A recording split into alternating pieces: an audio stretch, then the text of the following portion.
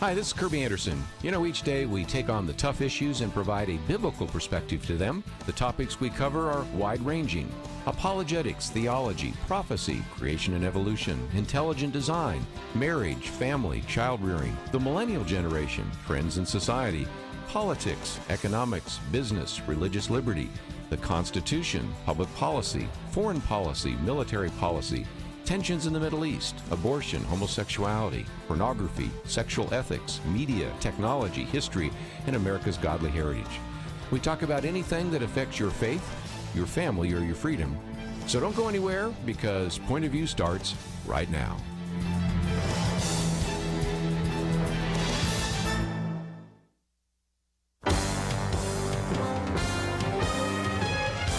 Across America, live. This is Point of View.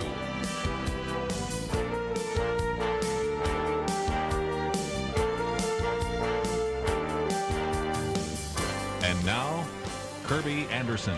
Thank you for joining me today. We're certainly going to get back into the news a little bit later, but I wanted to give you a chance to hear from Ryan Leake. And if you are not familiar with him, we have information about him on our website, who is a motivational speaker, executive coach, and filmmaker. We'll talk about some of those short documentaries he's done, Surprise Wedding, which is kind of fun, as well as Chasing Failure. And, of course, we also have information about his book, UnOffendable, No Offense, None Taken. But let me just give you a little bit of a preview. After he is gone, we will talk a little bit about this ongoing movement of actually passing ordinances making various cities sanctuary cities for the unborn. It's a little different, and I have sort of avoided it until now. Until now, we have sort of a momentum of a number of cities here in the state of Texas where that is taking place. And I know so many of you are in the state of Texas that listen to this broadcast, although I do acknowledge some of the people in other situations as well. We've posted some articles, obviously, about the issue of impeachment. It's Climate Week at the United Nations, so I'll have that to talk about, and a couple of other topics I want to put on the table. So those will all be things that we'll try to cover this first hour, and then next hour, Gene Getz will be in studio. One of the things we've been offering in our Truth Team Week last week was the Life Essential Study Bible. Now, I've had an older copy of that, but the newer version is coming out. So I thought we'd talk about that because it's sort of like a multimedia study Bible. You get the Bible in your hands, but then there's a QR code, which then gives you access to 250 hours of videos, which actually supplement the 1,500 different principles that are in the Scriptures. So we'll be talking about that with him, and then we'll get back into the news in the next hour. So just a lot to cover. But first of all, let me bring to the microphone Ryan Leake, an individual that actually had an opportunity to try out with the Phoenix Suns, and an individual that in his film Chasing Failure reminds us of what that meant, and also in his book UnOffendable reminds us that we certainly need to understand how to respond to some of the slings and arrows that we all face in our daily lives. So, Ryan, thank you for joining us today here on Point of View. Oh, glad to be here. Honored to do so. I might mention also you're on the staff of Covenant Church, and maybe we'll talk about that a little bit later. But when we get into this issue of unoffendable, you start out by telling the story about the fact that, like my son, who had a head too big for his body for a long period of time, you had the same thing. And it doesn't matter whether you have two big ears, too big head. Lots of times people made fun of my name, whatever. You do endure some of those kinds of issues. And at a very young age, you began to learn how to handle that, didn't you? I did, yeah. I think, there's the old adage, sticks and stones may break my bones, but words will hurt me. But I don't think that's true. I think they're extremely powerful. They have the ability to lift us up. They have the ability to tear us down. And I also believe that there is a difference between what you say about me and what I believe about me. And it's one thing to hear it. It's another thing to let it seep into our souls and believe it. And I realized at a young age that I actually had a choice to either believe what was said about me or to just hear it. And again, we talked about some of that yesterday with Max Lucado, because his book is on happiness and about this idea of encouragement and how words can build up or can tear down.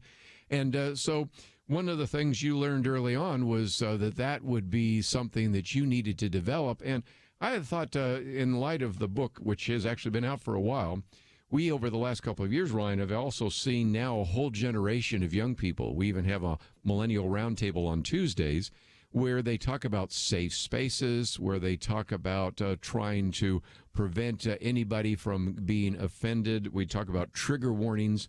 So in some respects, I was thinking your book was relevant when you wrote it, but it's even more relevant today, don't you think? Oh, absolutely. I wrote it in light of a couple of things that were happening in 2016. One, there was a presidential election where I just saw more volatile conversations between people that were friends and family than ever before. And then two, the rise of the Black Lives Matter campaign and movement got a front row seat, a spotlight in culture, and it really divided so many people. And I really just thought, man, why are we so offendable? And if you can be offended, most of the time you will be. And when I use the term unoffendable, I'm not talking about a person that really never gets offended. I'm talking about a person that doesn't stay offended. I see way too many people that hold on to offenses for sometimes decades, and I just want people to know they don't have to do that. Let's begin talk about some of the biblical solutions, because one of your chapters talks about God's standard and used Romans 12. And most people know Romans 12:1 and 2, but you pick Romans 12:3. For by the grace given to me, I say to everyone among you not to think of yourself more highly than he ought to think, but to think with sober judgment, each according to the measure of faith that God has assigned. Or you can go to the book of Philippians and other passages, which I think if we're going to really try to manifest civility in the discussions we have about politics or family or just even getting along, a lot of that has to do with the idea that I will treat you with the same respect that I would want to have. That's called the golden rule. We seem to have lost that today, but it seems to me that if we want to return civility back to our culture, we need to say that even if I disagree with someone, I want to listen to that person patiently because I might learn something from them, and I'm not the complete repository of all the knowledge of the universe. You might share, or she might share something with me that would cause me to change my mind or at least look at the topic from a different perspective, don't you think? Absolutely. I think one of the best questions we can ask anybody that's different than us, different gender, different belief system, different political party, different denomination. I think one of the best questions we can ask anybody not like us is, what is it like to be you? What is it like to be you? What's a day in the life of your shoes? What was it like growing up with you? What was the conversation at the dinner table when you were growing up? And you might find out that person never even got to eat at a dinner table. There was no one there to steer their beliefs, their worldview, and their worldview simply became whatever they found online, and they were actually molded and shaped sometimes in the dark. And when a lot of us have had opportunities at young ages to hear the gospel and to be molded and shaped by men and women of God, I myself was lucky to have parents that were pastors that were able to teach me how to follow Jesus at a young age. But I have friends that didn't learn any of that until they were in their 30s. So they had, a couple of decades worth of bad habits. And, and I have to be compassionate about where they are on their journey and not compare their journey to mine, but to really understand, what is it like to be you? As an African American, I don't get to be sit on the throne. I don't get to sit on as the judge of who is diverse and who isn't. I myself sit with Caucasians, Asians, Hispanics, Italians, Nigerians, and I still have to ask that question, what's it like to be you? I have to sit with women and go, hey, if there's a woman on board and there's two women and men, I go, hey, what's it like to be you? Because it's good to know their voice. Well, let's take a break. We'll continue our conversation with Ryan Leak right after this.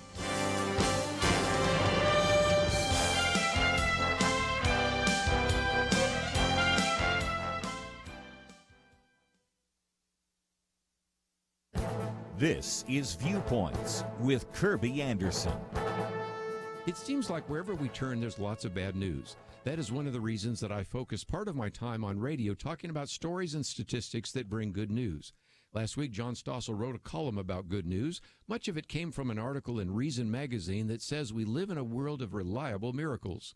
The author says that she can go to the internet and see clips of hearing impaired people getting their cochlear implants turned on for the first time, and videos of paraplegics walking with the help of adaptive prosthetics, infants getting their first pair of Coke bottle glasses, and more. John Stossel then explains why we get a steady diet of bad news. He explains that my profession wins clicks and ratings by hyping whatever makes us afraid. Reporters ignore gradual improvement and sometimes miracles. Of course, the improvements are not only in technology. People live healthier and longer lives. Nearly all of us have access to vast troves of information on the internet, even though hardly anyone had access to it 3 decades ago. And there are great improvements in the economy, but you wouldn't know it by listening to many of our pundits and politicians. For example, we're told that the middle class is disappearing.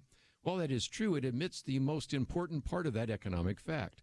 The middle class is getting smaller because people are getting richer. We will attach a chart from Reason so you can see it for yourself. More and more Americans are moving out of the middle class to the upper class, and there are also fewer and fewer Americans in lower income households. We don't know the good news because the media surrounds us with bad news, and some of what the media presents as bad news is actually good news. That's why I work to bring stories and statistics about good news on a regular basis. I'm Kerby Anderson, and that's my point of view. For more information about issues covered on Viewpoints, visit pointofview.net. Pointofview.net.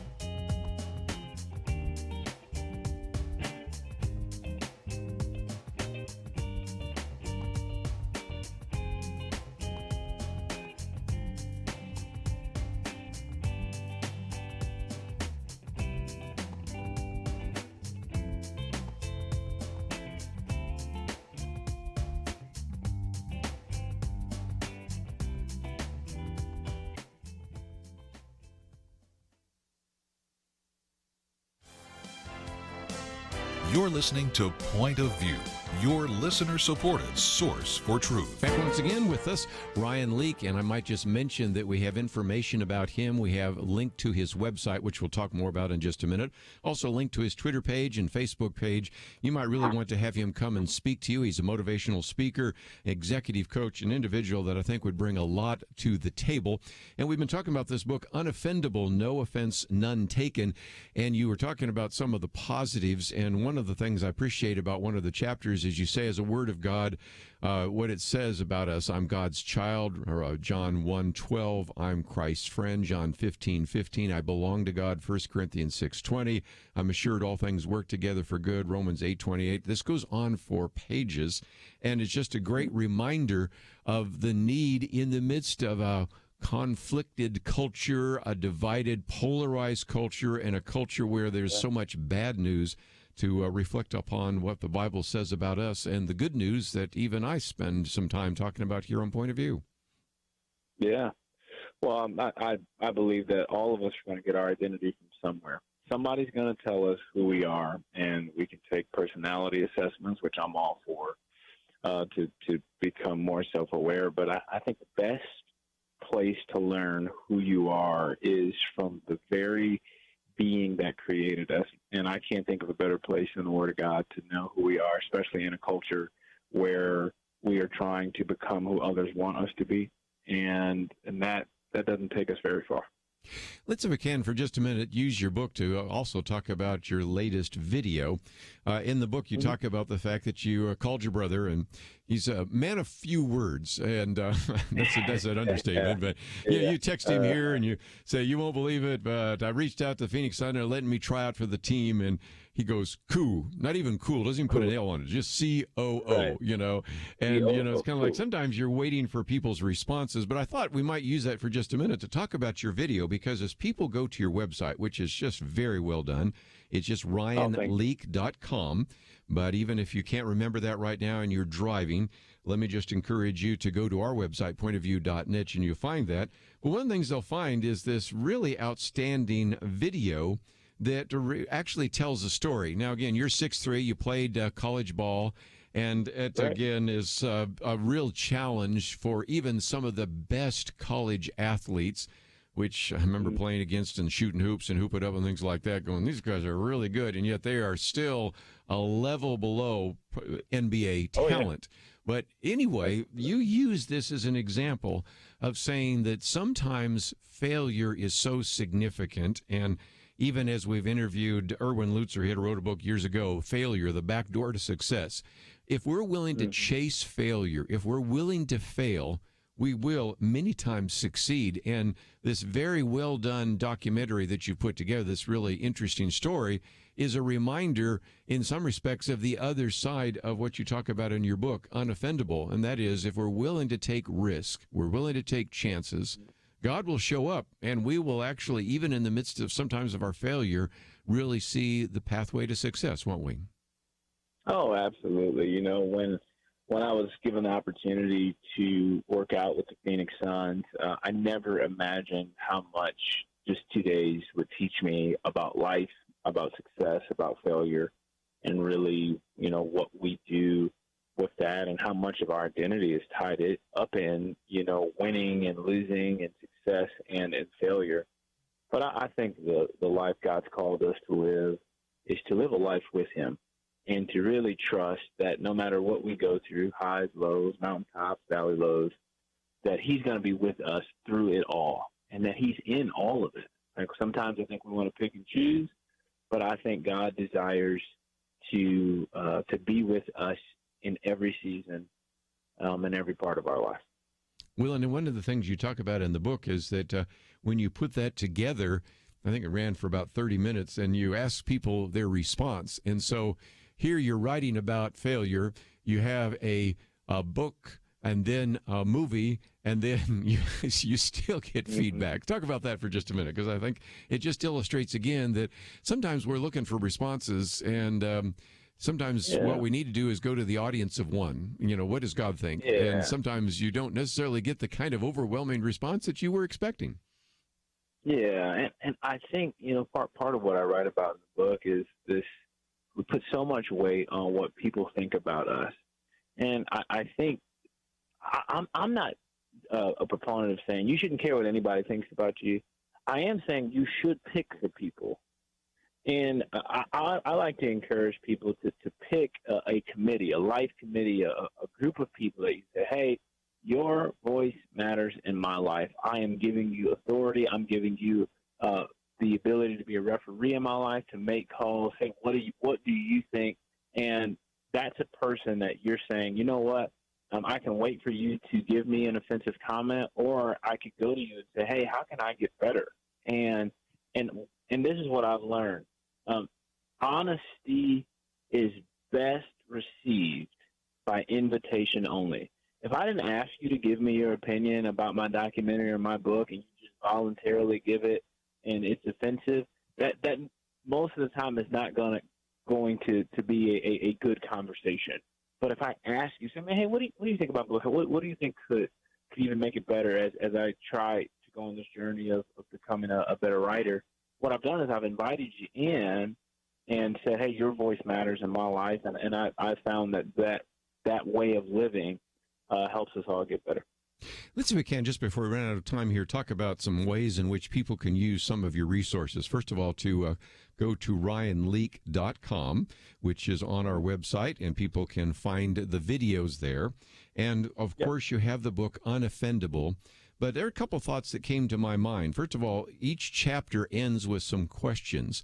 So I'm thinking that if I'm doing a small group Bible study, or I'm maybe with Fellowship of Christian Athletes, or maybe I'm trying to help my kids not take seriously some of the comments that their bullies are making about them in the schools, these resources that you have, Ryan, are ones that could be used by individuals. So talk about how people could use the video, how they could use the book in a way that might be encouraging for the people of their sphere of influence.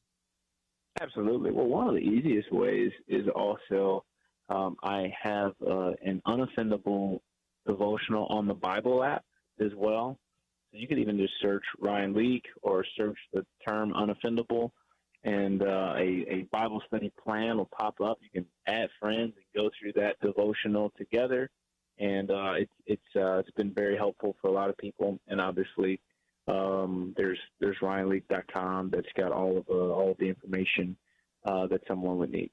And I might just mention, too, of course, I've been talking about the documentary Chasing Failure, which I think could be something I want to show to any sports team, maybe just giving them a sense of that.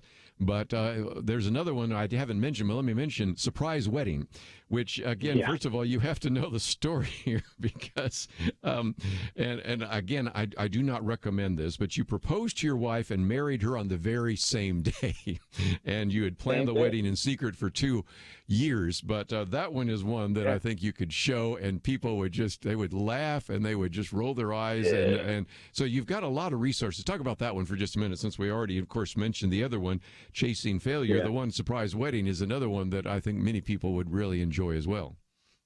Yeah, well, if you go to YouTube and type in the Surprise Wedding, you'll see me and my wife get engaged and married on the same day. And that documentary about 32 minutes. And it was something that she had dreamed about and had mentioned it to a friend. And I just tried to execute and tried to be a good boyfriend at the time. and so that was in June of 2013, and it's been a fun journey getting to tell that story around the country. It's so good. Again, Ryan Leak, and I would also encourage you to go to his website, which you can find more information about him. Also, we have, of course, his link to his Twitter page and his Facebook page and a couple of other things. And let me just encourage you to go and maybe even schedule him as a speaker, because I think you would really enjoy that. But you can get a better idea of what he has available simply because, of course, we have made that available to you on our website, pointofview.net. Let's take a break, and a little bit later we're going to be talking to Gene Getz. He'll be in studio with us as we talk about the Life Essentials Study Bible. And one of the things that we've been talking about with him is, of course, that we are making that Bible available to those of you that join with us at the $100 a month level.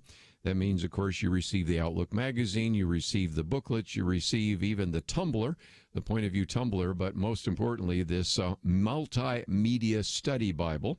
So we're going to have him in studio talking about that and the resources that are available through it. And if you find yourself saying, well, I'd like to get a copy, even if I can't support you at $100 a month, well, we'll see what we can do. But, of course, that will not be available in the stores until March. Matter of fact, we don't even have a link for it because it's just not available yet. But we have access to it, and that's one of the benefits, as we've pointed out before, of joining the Truth Team. Let's take a break. We have a couple more items in the news to talk about, and then Gene Getz will be with us at 1 o'clock. All that coming up right after these important messages. When you give to Point of View, does it make a difference? Jeremy Dyes would tell you that it does. He grew up listening to Point of View in the back seat of his mom's car, and it helped to shape his thinking. I had parents that were able to sit across from me at the dinner table after we listened to Marlon Maddox and Kerby Anderson years ago and think through what the scriptures say about these issues of current significance in our lives. That's only possible because Point of View has come along and ministered into my life and made me who I am today. And here I am today defending religious liberty, partly because Marlon Maddox and Penn Dexter and Kerby Anderson were the ones that were pushing me towards all that. They taught me how to think through these issues. They didn't tell me what to think. They taught me how to think. Each gift you give will change lives. Not every Point of View listener will become a Jeremy, but if they listen for very long, they will be changed. And that will change how they impact and affect the lives of the people around them. So make that decision to change a life today. Join the Truth Team and boldly stand for truth in a world of lies, distortion, and information manipulation. Go to pointofview.net or call 1-800-347-5151. That's 1-800-347-5151. Point of View will continue after this.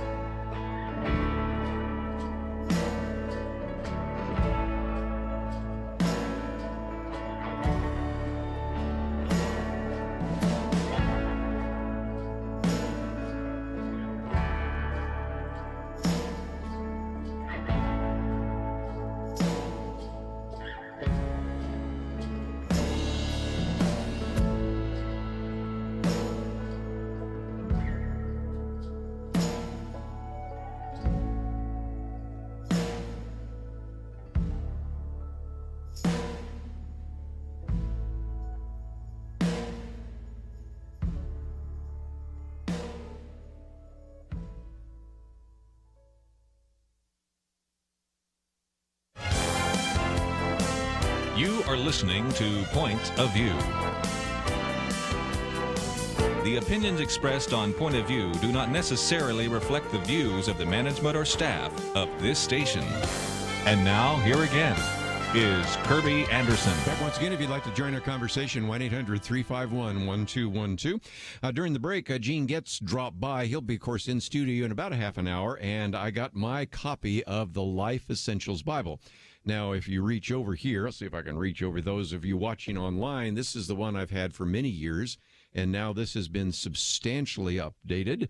And this particular Bible that is now something we'll be talking about in the next hour. First of all, I got to love this. I'll hold it. It's got my name on it. So I, first of all, have a Bible that is phenomenal. And of course, I've said before that what you have are 15 different life principles that apply. But more importantly, then when you use these QR codes, then you have about, and the round numbers are, the best I guess, are about 250 hours of video. So first of all, you have a Bible in your hand. When you actually buy one of these Bibles or order one of those, they actually send another one. So I'm going to have Gene Getz talk about all the pastors in the Philippines and India and also in Uganda and all sorts of places that actually have a copy of this, including a number of the inmates in Angola prison, which we've talked about. So first of all, it's just a great resource. But more importantly, whether you have access to a computer or not, you have access to what essentially is computer material because you can use a QR code. Now, you might say, well, I don't know what that is. Well, those are those funny-looking diagrams that you've seen before, and you just put your phone over it. And you might say, well, I don't have a smartphone. And there are a few people, like my wife, that don't have a smartphone, but almost everybody does. But I'm sure that you have a child or grandchild that has one of those. And so you can see how immediately you can have access to that. Or if you say, well, I just don't like using phones, we can also show where the link is on a computer so that you have access to videos on the 1,500 different principles that Gene Getz has pulled together. But if you might say, I'd really like to see a video just on how to use the code. Oh, now this new one has videos showing you how to use the code, videos on how to use this in terms of Bible study, and a video even on how to do Bible study. So it's pretty amazing stuff. So I just thought I'd mention that. We will be talking about that in some detail next hour. So I'm just going to post it up here for those of you that like to watch it ahead of time, and this is going to be exciting to me. And again, it will be eventually available. I believe the last time I heard is it'll be in the stores in March. But those of you that join with us at $100 a month will receive it automatically, and we just got our box here right now. So it's just going to be a great opportunity to talk about that. But let me get into a couple of other stories, and don't want to steal any more of the thunder from Gene Getz till he gets in here in about 20 minutes. And the first story is, I think we've posted this as an article because it is really very significant. And I've been, over the last couple of months, paying attention to some of these votes taking place in these various cities. Now, you may be familiar with the fact that there are various large cities, usually run by Democrat mayors, that have declared their city a sanctuary city for immigrants. Well, something else has been happening sort of on the radar. I did see this in a Channel 8 story. I think Channel 4 covered it once, too. And that is, there are a number of towns in the state of Texas that have actually passed an ordinance calling that town a sanctuary city for the unborn. This particular article, I think, illustrates it only so well. Within 2 weeks, the small towns of Joaquin, Tanaja, and Gilmore passed ordinances outlawing abortion within their respective city limits. 3 towns bring the total of sanctuary cities for the unborn in Texas to 6. Washcombe, and again, I may be mispronouncing some of these. They're small towns I've never been to in many cases. Actually is at the Texas-Louisiana border near Shreveport, was the first of those towns to pass an ordinance back in June. And it's interesting that this resolution now being passed by a number of cities here in the state of Texas is similar to a resolution that was passed earlier this year in Roswell, New Mexico, which asserted that innocent human life, including fetal life, must always be protected. And since then, you have similar resolutions that have been passed in several other cities and counties in the state of Texas. What makes the first measure that happened in Texas different and all the other cities that follow suit is that the ordinance makes the prohibition of abortion city code, not simply an expression of the city council's sentiment. So what is happening now, and there's no doubt that this is going to be sued. I'm pretty sure there's already been a broad suit, but I've not been paying attention to that until now. But nevertheless, you have actually included this into the city code, which means that if, say, Planned Parenthood wanted to have a abortion clinic within the city limits, it would be by city code actually prevented.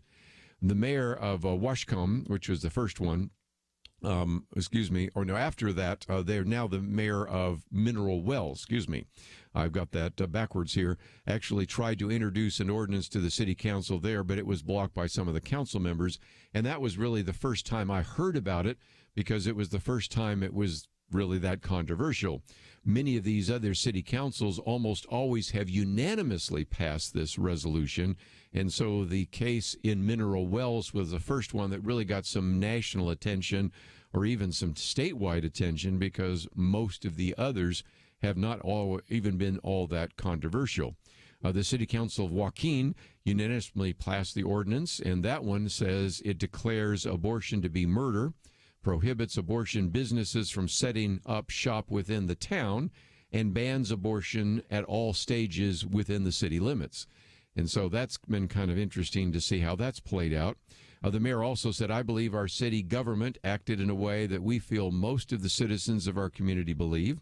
Like the other Texas cities to pass the ordinance, voters in that county are mostly Republican, with an overwhelming majority supportive of abolishing abortion in Texas, according to the poll.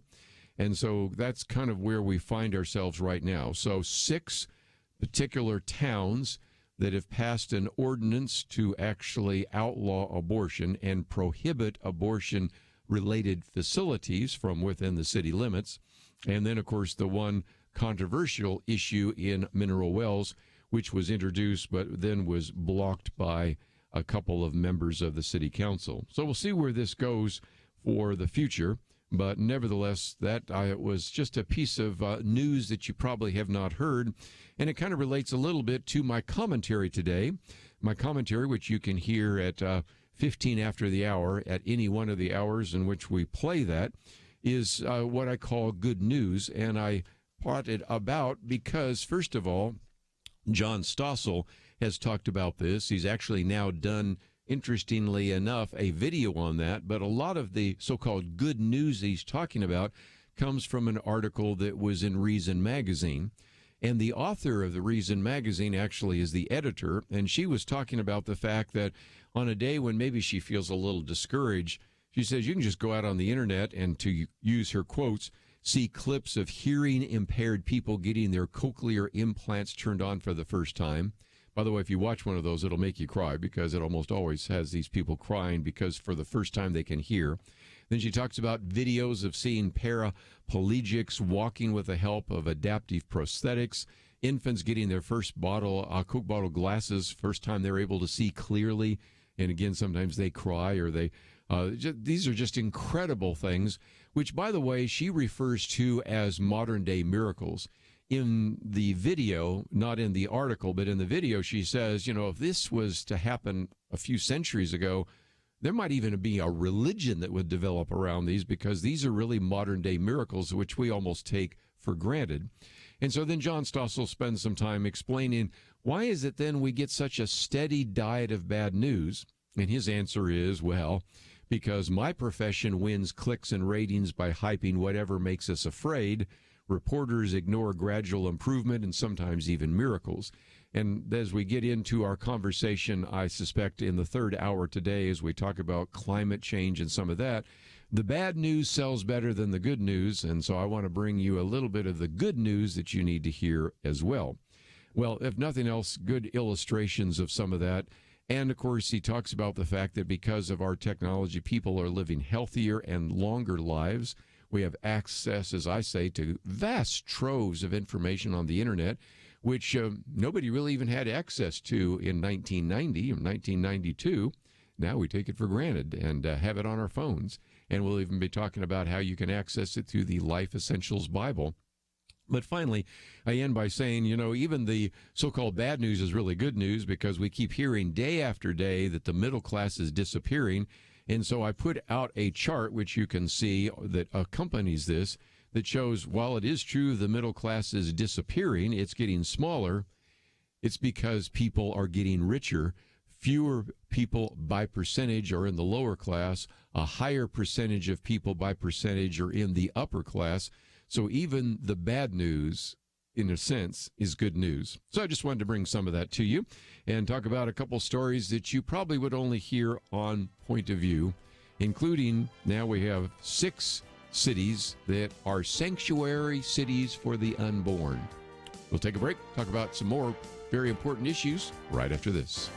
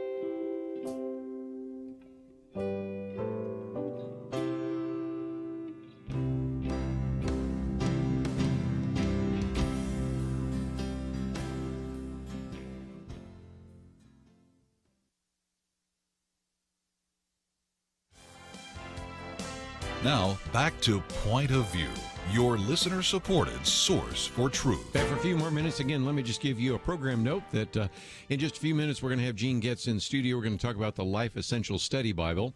A lot to talk about. First of all, how to use that Bible, how to do a Bible study, and more importantly, some of the resources that are being made available not only to you, but if you get a copy of this as it eventually comes out on the market, how you can use this to really begin to educate not only yourself, but as one of these Bibles is purchased, another one is sent to one of these other pastors. And to me, that's what's so exciting about this. I can't think of a place where I've traveled where young people, and mostly adults, don't have a cell phone. They may not even have indoor plumbing, but they usually have some access to a cell phone. And by doing that, this QR code on this is enough for them then to have access to all of these videos and to really do an in-depth Bible study. And so we're going to talk about this. And again, one of the benefits of supporting the Truth Team is those of you that give at the $100 a month level will actually receive this Bible.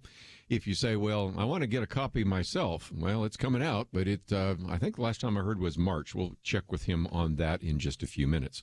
But before we take a break, one of the other issues that we have talked about so often is the way in which history is taught. And this is, I think, important. Even the original host of this program, who started Point of View, Marlon Maddox, in 1972, recognized that what we teach in the classrooms, if it is not accurate, is going to have an impact. The philosophy of the classroom in one generation pretty much becomes the philosophy of the media and the government in the next. And so one of my commentaries that I have coming out next week is actually based upon the writings of James Robbins. Now, James Robbins actually had been on the program last September, and I really enjoyed his book, Erasing America. But more recently, he's done a PragerU video. Now, of course, we just recently had Dennis Prager in studio, and there are hundreds of these now, seemingly. I don't know what the actual count is. I know there's 100 that are restricted, so he's got more than 100 of those. But this particular one is entitled Goodbye America. By the way, his original book was called Erasing America. But it really asks a fundamental question. How do we define America? Should we define it by its triumphs or its failures? And certainly, we all acknowledge around this table that there are some very dark chapters in American history. But if nothing else, if all we do is focus on that, then you think that this is an evil country. This is a country that has actually done so much evil in the world and is not worthy of your respect, not worthy of your patriotism, not worthy of anything else. And so in his video, he says that if you look at the nation's textbooks today, you would find that America is described in 5 ways: racism, sexism, income inequality, police brutality, and imperial wars. And he concludes that that's pretty much the narrative in most high schools, colleges, and the media, and that comes from progressive politicians. Now, one of the things that he says in the video is that George Orwell, who was the author of 1984 and a variety of other dystopian novels, said the most effective way to destroy a people is to deny and obliterate their own understanding of their history. And the problem is that the history of America is substantially being revised. And so as a result, if all you knew about America is all of its evils, which I think need to be taught, but also let's talk about its triumphs and its successes as well as its failures, then would you have any respect for this country? Would you be very patriotic? And I think it explains a great deal. Now, he really points out in the video, and you can find most of this in the book, that really until the last few decades, both liberals and conservatives, Republicans and Democrats, and politicians and even historians pretty much had a common understanding of America's origins, of America's history and its mission. But all that changed in the 1960s with what was called the progressive narrative. And this narrative, as he says in the video, was not to uplift, inspire, and unite, but instead to demean, degrade, and divide. And so as a result, that is the world that we sort of have. And it relates very much to a commentary that I have coming out tomorrow, which is entitled Alternative History, in which I point out that what we're hearing from, for example, the New York Times with its 1619 project is that the nation didn't begin with the Declaration of Independence in 1776. And the nation didn't begin with a Constitution in 1787, but instead it began in 1619 when you had the first slave that arrived in Jamestown settlement.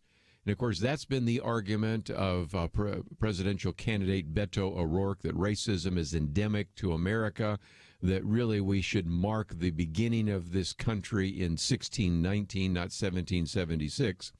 And so we have in my commentary tomorrow a quote from McCubbin Thomas Owens, who points out that a lot of this goes back not even to the 1960s, but some of it goes all the way back to the 1930s with a man by the name of Antonio Gramsci, who was the father of cultural Marxism, in which he proposed that socialists and communists really, if they wanted to be successful, needed to figure out a way to subvert Western culture from the inside. And one of my radio guests, who is a professor at Grove City College, referred to this by quoting to an activist that called it as the long march through institutions. Now, a lot of it indeed did take place in the 1960s because of these progressive historians, and one notable one is a man by the name of Howard Zinn. He wrote a book called A People's History of the United States. I have a copy on my shelf, and it is one that Owens refers to as disgraceful work filled with outright falsehoods, omissions, distortions of evidence, logical fallacies, plagiarism, and dubious sources. Ben Shapiro made a similar statement in one of his commentaries recently, but I think it illustrates the point. There has been a systematic attempt to really, first of all, teach an alternative history of America, a history that focuses all on the evils and never even talks about how those evils were rectified. Let's face it, originally the founders did not allow, for example, African Americans to have full citizenship, but 600,000 people died during the Civil War in an attempt to rectify that. Women were not allowed to vote, but a constitutional amendment allowed that. We have had racism, but we've been able to overcome Jim Crow laws and institutional discrimination and all sorts of other things. And a story that only talks about the evils and never talks about the triumphs, a story that only talks about our problems and never talks about our strength, is certainly not teaching the entire history. And so we should be concerned, and we will continue to be concerned here at Point of View about that teaching of the alternative history. And one of the reasons why we like to spend some time talking with Christian historians and others that tell the rest of the story that you wouldn't know about if you just looked at the textbooks being used sometimes in many of the public schools of America. Let's take a break, and as we do so, let me encourage you to check out a few things. First of all, a couple of articles that I've posted, which we will get to a little bit later in the third hour. One in particular about these gender-neutral dolls being produced by Mattel. Some material about impeachment, and a very good piece by Jim Dennison on how we think about that biblically, as well as what the impeachment furor might do for the 2020 elections. And those are all available at our website, pointofview.net. As you go there, there's also a banner that says Truth Team, and I would encourage you to join the Truth Team. And as you'll find out in just a minute, this Bible from Gene Getz is reason enough to join with us on the Truth Team. So we'll be talking about that and how to do an in-depth Bible study with Gene Getz right here, right after these important messages. We live in a digital generation. Point of View is reaching this often overly plugged-in generation with truth. You can keep up with us 24 hours a day using your phone, your tablet, your laptop, or your desktop. Search for the Point of View radio talk show on Facebook, where you can keep up with today's issues, learn about current and upcoming guests by liking us on Facebook. Also, follow us on Twitter. Our handle is @PointOfViewRTS.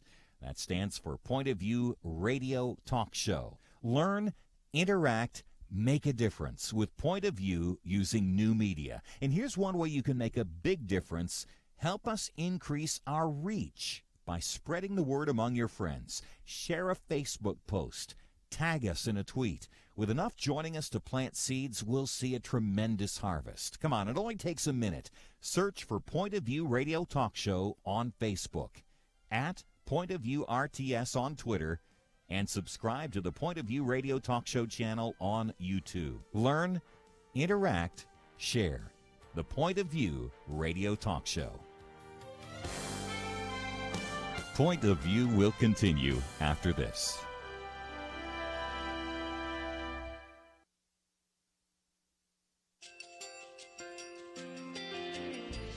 I just want to thank you so much for all the wonderful programming you have. You're just absolutely fantastic. I recently started listening to Point of View, and I really found it interesting because of the different subjects you cover. Thank you for that. I really appreciate everything that you do in keeping us informed. Thank you, Kerby, for everything that you have been doing. I appreciate all the work that you're doing, advocating for the Word of God. Thank you so much. Point of View, I think, is absolutely necessary because it's a Christian perspective, a biblical worldview perspective, and receive very current, up-to-date information about what is really going on, week to week. in our culture, which is changing so rapidly, and yet it's morally sliding backwards. Yeah, I'm just, first of all, I thank you guys. Y'all's program is wonderful, and enjoy it every day. I learn so much every time I listen to it. Point of View Radio Talk Show.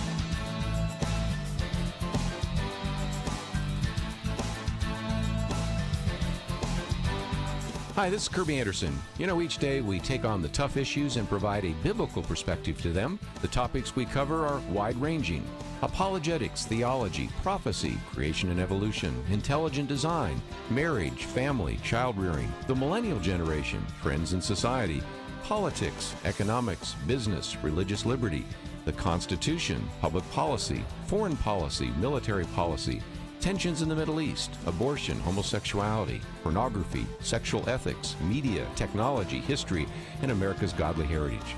We talk about anything that affects your faith, your family, or your freedom. So don't go anywhere, because Point of View starts right now.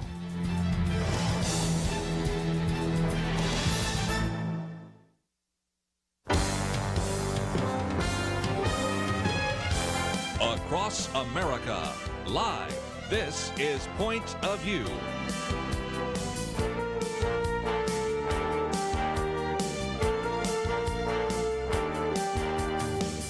And now, Kerby Anderson. Thank you for joining me today. In this first hour, we're going to be talking about how to study the Bible with this new Life Essentials Interactive Study Bible. It is something that we have been talking about as we had our Truth Team Week last week, and so I thought it would be good to bring Dr. Gene Getz in studio. We've talked about it before, but now I have in my hands the new version of it, which is just now coming out, and it's something we have been making available to those of you that have made a pledge of $100 a month. And matter of fact, I just got my version of it. I'll hold it up here because you actually put my name on it. So absolutely, that's pretty Kerby. fun. Yeah. And let me just say that we're going to spend some time really talking not only about this Bible, but how to do Bible study, just what is happening in terms of Bibles and Bible study, interactive Bible study, Bible translations, all sorts of things. I think you're going to really enjoy this hour. And then next hour, we'll get right back into all the issues in the news. But Gene Getz is a good friend. He's been on this program for many years. Matter of fact, I think he's been in every single Point of View studio since the very beginning, the studio that Marlon Maddox built. He's a graduate of Moody Bible Institute and also, of course, of Wheaton Graduate School, New York University, where he has his Ph.D. He was a professor at Moody Bible Institute, a professor at Dallas Theological Seminary, more than 60 different books. Of course, was the pastor at Fellowship Bible Church North, which is now called Chase Oaks, and has always, in the midst of all this, been the president of the Center for Church Renewal. And it's just great to have you in studio again. Oh, Kerby, always good to be with you. Boy, I mean, we go back decades. Yeah, I mean, we go back to some of the old studios and when we were using reel-to-reel tape. And you were one of the first people with one of your engineers to begin to use digital editing all that. And so we've been sharing ideas back and forth. But for those of you watching online or on Facebook Live, I'm holding up a copy of the new Life Essentials Bible. And this is one that we are making available. It's not going to show up in the stores anytime soon, but we encourage you for your pledge of $100 a month to get it. But also, I'll point about how you can maybe get it through Gene Getz, because I've been waiting to get my copy. I just saw it a half an hour ago, so haven't made my way through it. But let's again explain a little bit about this. 1,500 different life principles as people post their put their phone over the QR code. 250 hours of video, so 300 probably. Yeah. I'm redoing them all, you know. I know. In fact, last night I just redid the last 3 principles of Titus and the 3 principles of Philemon. And in about 2 weeks, my tech, David, will have them up on the web, replacing what I did 10 years ago. Wow. So we're updating all of them to high definition. And this is one of the things I'm excited about because, first of all, for our people that listen to this in America, I've had some people, Gene, that say, I'm not really real good with computers, so having a computer Bible doesn't help me very much. Or they say, I still like to have a hand Bible, like to have it in my hands. And this is perfect for them because then you can read all the principles here in the Bible, and we'll talk about how to use those in just a minute. And then they can use those codes to get those other videos. But when we go overseas, as you do, we see individuals that they may not even have indoor plumbing, but they all have these cell phones. Oh, they do. And so they can still have access to almost, as you said, 300 hours of videos in addition to the Bible that you place in their hands. That's right. And where internet is not accessible, which is about 50% of the world, or whether it's intermittent, too expensive, it's amazing. David has developed this thumb drive, which is It'll work on the moon. Yes.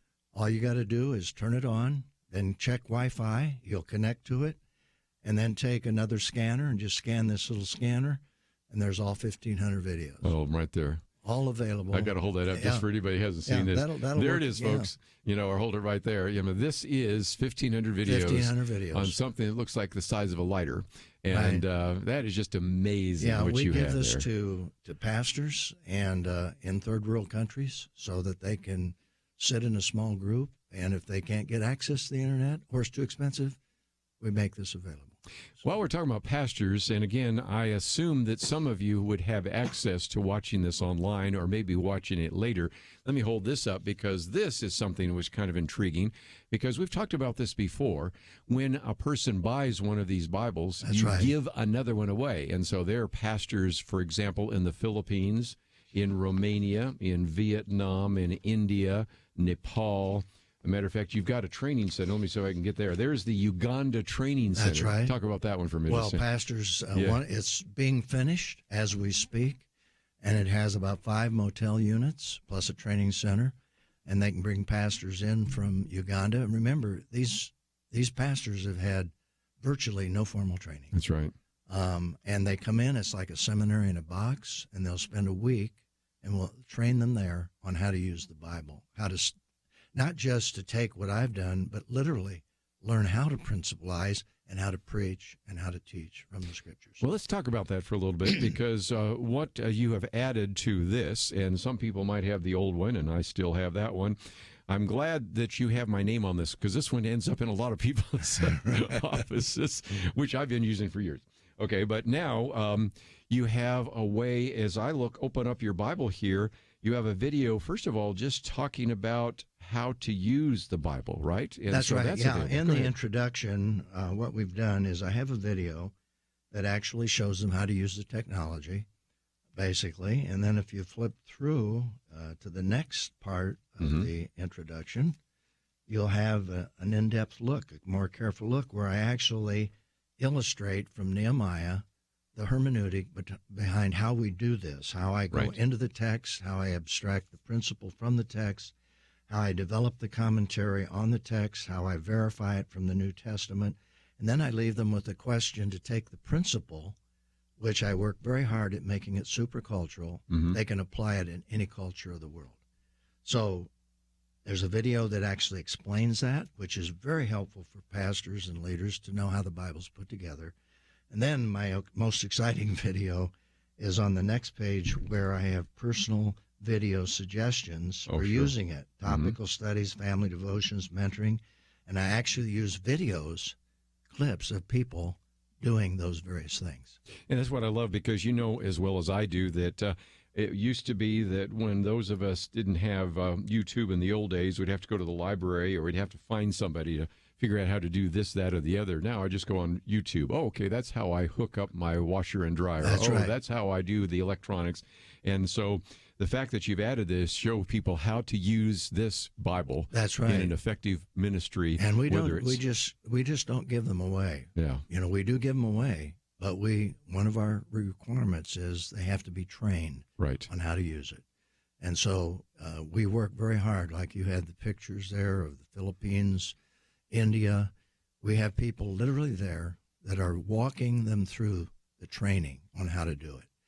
And that's what really makes it come alive.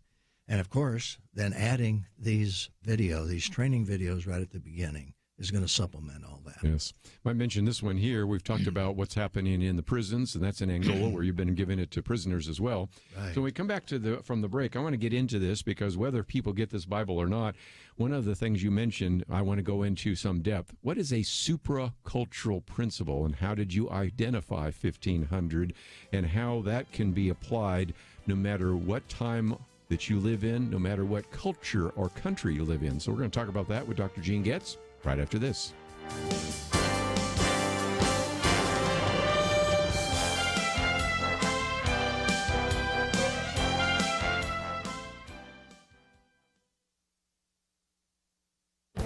This is Viewpoints with Kerby Anderson. It seems like wherever we turn, there's lots of bad news. That is one of the reasons that I focus part of my time on radio talking about stories and statistics that bring good news. Last week, John Stossel wrote a column about good news. Much of it came from an article in Reason magazine that says we live in a world of reliable miracles. The author says that she can go to the internet and see clips of hearing-impaired people getting their cochlear implants turned on for the first time, and videos of paraplegics walking with the help of adaptive prosthetics, infants getting their first pair of Coke bottle glasses, and more. John Stossel then explains why we get a steady diet of bad news. He explains that my profession wins clicks and ratings by hyping whatever makes us afraid. Reporters ignore gradual improvement and sometimes miracles. Of course, the improvements are not only in technology. People live healthier and longer lives. Nearly all of us have access to vast troves of information on the internet, even though hardly anyone had access to it 3 decades ago. And there are great improvements in the economy, but you wouldn't know it by listening to many of our pundits and politicians. For example, we're told that the middle class is disappearing. While that is true, it omits the most important part of that economic fact. The middle class is getting smaller because people are getting richer. We will attach a chart from Reason so you can see it for yourself.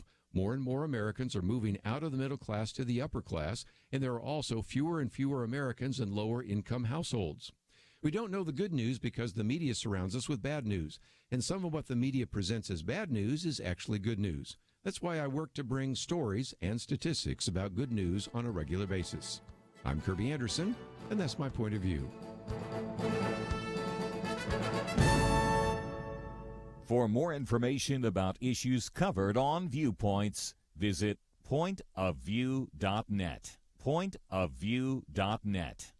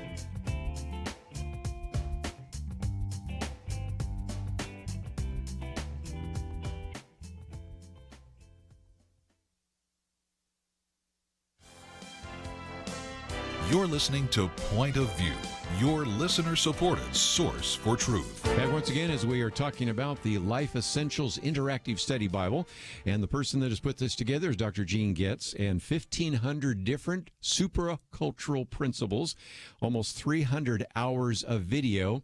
And even during the break, you were showing me how you could use that, looks like a size of a pack of gum or a lighter, Right. and how you turned it on right there, and then showed me one of the videos. And, you know, I put myself through graduate school programming computers, but I look at this and go, that's almost miraculous. And it's just amazing for those of us that want to get God's word in some of these remote areas where they just don't have the internet. They don't have access to some of that.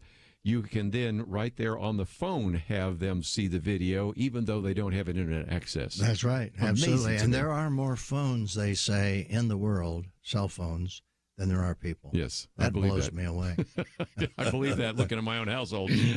And so let's, if we can, whether people get this Bible or not. And by the way, again, this is something we've been making available to those of you that support Point of View. If you want to pledge at the pledge line that we have, 800-347-5151, the interactive Bible. Of course, if you give at $100 a month, you receive the Outlook magazine, you receive all the booklets, you receive the Tumblr, but you also receive the Life Essentials Bible, which is just now coming out. You won't be able to see it in the bookstore right away, but that would be what I would recommend. Now, some of you say, well, I can't support you at that level, but I'd still like to get the Bible. We have a link to BiblePrinciples.org, which is where people can find all that information. Yeah, just go And to so- BiblePrinciples.org. And, of course, as you know, for every Bible that we sell through our ministry, it enables us to give one away to pastors in third world countries who can't afford it, Mm-hmm. or to prisoners. I've been in Angola 5 times. Yes, right. And so God has just opened an amazing door to us. But by the way, if they contact you guys before I leave the studio, I'd love to sign those Bibles. Well, personalize them. Okay, so I can't put their name in it, obviously, because they don't know who they are. But right. I'll sign it. Well, that's good. Let's, if we can, whether you get this Bible or not, some questions about Bible study. And the first one is, you talked about the supracultural principles. These are ones that span the generations. They aren't just specific to the first century in the church or to what we find in the Old Testament. And so talk about that idea of a supracultural principle and how you actually were able to discern and find those in the Bible. Actually, right at the in the introduction, as we talked earlier, in Kerby and Nehemiah, that's what I try to illustrate, and I'll just give you a thumbnail sketch. But sure. If you look at that, you'll see Nehemiah's prayer is accentuated, the highlighted. I see that. When I heard these words, I sat down, I wept and mourned, and it was because of that news that he received that the walls were broken down. Well, basically, what I do is I have a little commentary where I explain how he received the report, why he prayed, but then what I do is I verify from the rest of Scripture that this is a special kind of prayer. Yeah. And I show that from, well, there's general prayer, but then there's specific prayer when we face crises. And I illustrate that from the New Testament in Jesus' parable when he talks about this poor widow, that goes to this pagan king and just keeps pestering him. And Jesus said, if that pagan king would respond, what about your heavenly Father? Yes. And that's what was happening to Nehemiah. So I verify from the whole biblical story this principle, which reads, when we're in the midst of agonizing circumstances that seem hopeless, we should freely share our painful thoughts and feelings with God.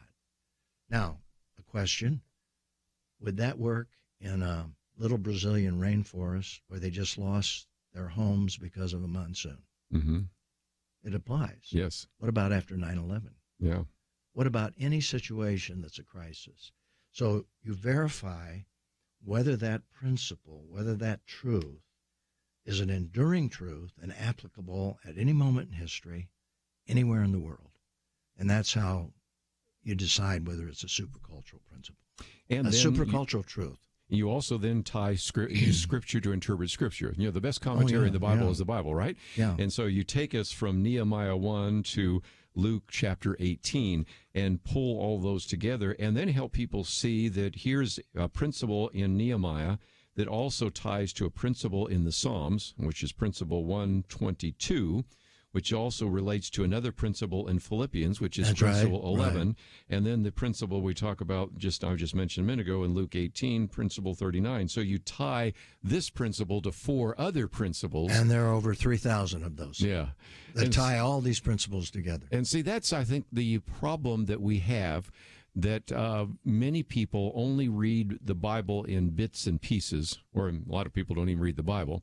But you oftentimes, when you're teaching a class in hermeneutics or the biblical understanding of Scripture, see the need for reading the entire context and then having Scripture relate to Scripture. And so in some respects, this Bible would force people to do what, quite frankly, they don't do very often. That's right. And, of course, as you pointed out, if they don't use the videos, it's all laid out so they can do it anyway. Right. But with the videos, and by the way, I always tell the congregation that if you don't know how to do QR code technologies, ask your 4th grader, and they'll show you how. But by the way, Kerby, I'm finding that now in churches where I go, just recently in Vail, Colorado, that before the service is over, when we're explaining the Bible, they've already downloaded the videos sitting there. Right. And they're my age. Yes. So they're learning. I mean, adults, in the last 5 years, adults have just expanded their knowledge of this technology. Yes. And I've seen it developing. I've seen it developing over the last 5 years. And what I like about this is if you don't have access to the internet, and believe me, I do travel. I was just in Alaska, and there's a few places where there was no cell phone coverage, no internet. When I go to upstate New York, there are lots of times I know from this gap until I get to Camp of the Woods, there's just no cell phone coverage and things like that. You still have access to all of this. But back to your point, if you don't know how to use a QR code, you probably have a child Who or does? a grandchild who definitely knows they're how to. teaching them how to do it in school. Yeah. And so, again, and that brings us back to one other point I wanted to take before we take a break, and that is, let's be honest, Gene, there have been times when even as I'm teaching through the Bible, there's endnotes and there are footnotes at the bottom of the page. And if you really were going to do a good Bible study, you're supposed to look up each one of those cross-references. We know how often we don't do that.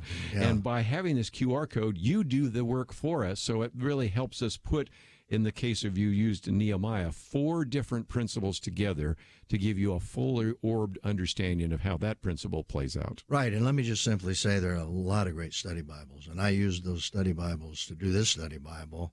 But most of them have sidebars. Right. Okay, which don't particularly tie closely to the text. You've got to look for the connections. It's just the way it's laid out. Yeah. And then you've got footnotes at the bottom. But in this particular case, we do have footnotes at the bottom, but I wanted the principle to be embedded right in the text so they can see how it comes from the text.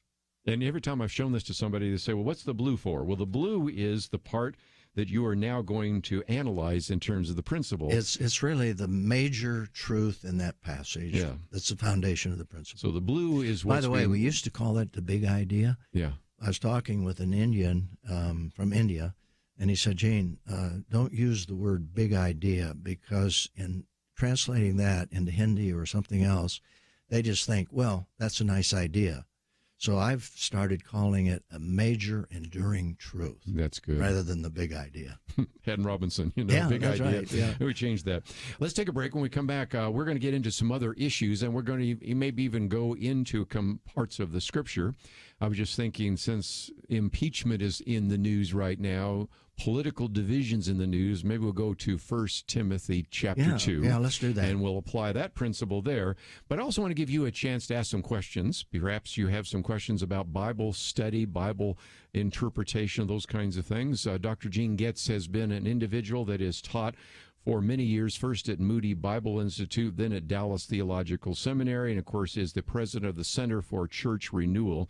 And I might even come back and talk about how you pulled all these 1,500 principles together, because we talked about the idea of a supracultural principle, but then how do we make a distinction between the Old and New Testament? So there's some other questions that we certainly want to try to answer. But if you have a question, we certainly want to give you that opportunity to join with us as well. That number is 1-800-351-1212, 1-800-351-1212. But we didn't do a great job last week of explaining the Life Essentials Bible. I'm very familiar with it, but Brad Fisk wasn't. So this was a way for you to know a little bit more about what you might receive if you do join with us at the $100 a month level. And if you still are saying, well, I'd like to do that, you can go to our website, pointofview.net, and find the banner. If you say, I'd like to know more about that Bible, of course, we have a link. All you have to do is click on the picture of Gene Getz, and that will take you to BiblePrinciples.org. So some great ways in which you can participate, but most importantly, I'd love to hear from you. 1-800-351-1212. We'll be back right after this.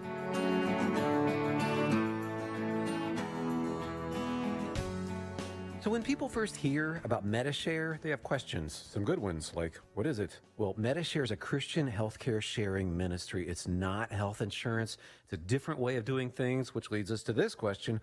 Why do so many become MediShare members?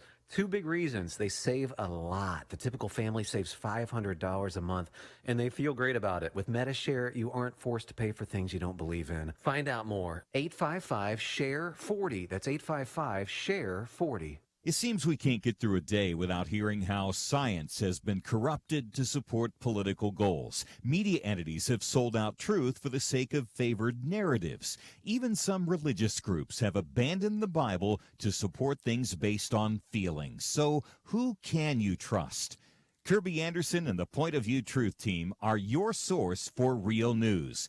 Learn how you can make a difference by joining the team at pointofview.net/team or call 800-347-5151. In a world of unending fog, Point of View is a shining light. Do your part at pointofview.net/team or 800-347-5151. Point of View will continue after this.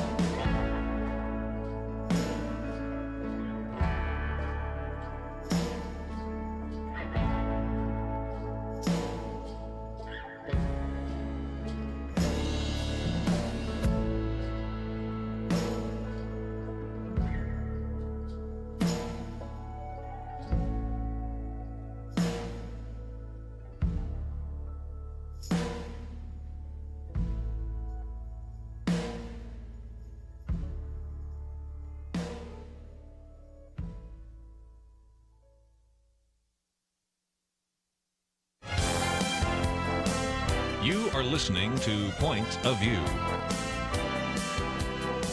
The opinions expressed on Point of View do not necessarily reflect the views of the management or staff of this station. And now, here again is Kerby Anderson. Very excited to have the latest edition, the new edition of the Life Essential Study Bible. Gene Getz in studio with us for a little bit longer, and we're going to apply, again, some of these biblical principles. Let me also mention that you might say, well, this is in English. Is it in Spanish? Oh, yes, it's in Spanish. It's getting there. It's about another year, but it's a 2-year process.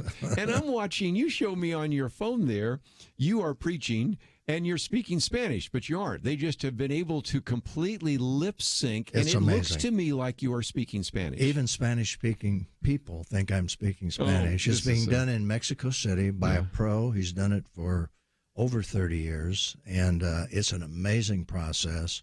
It's a time-consuming process. Yes. But how he matches my lips to Spanish is something to behold. It really is. But it is amazing, and it'll take another year to finish all the videos, and the translation is almost done of all my principles.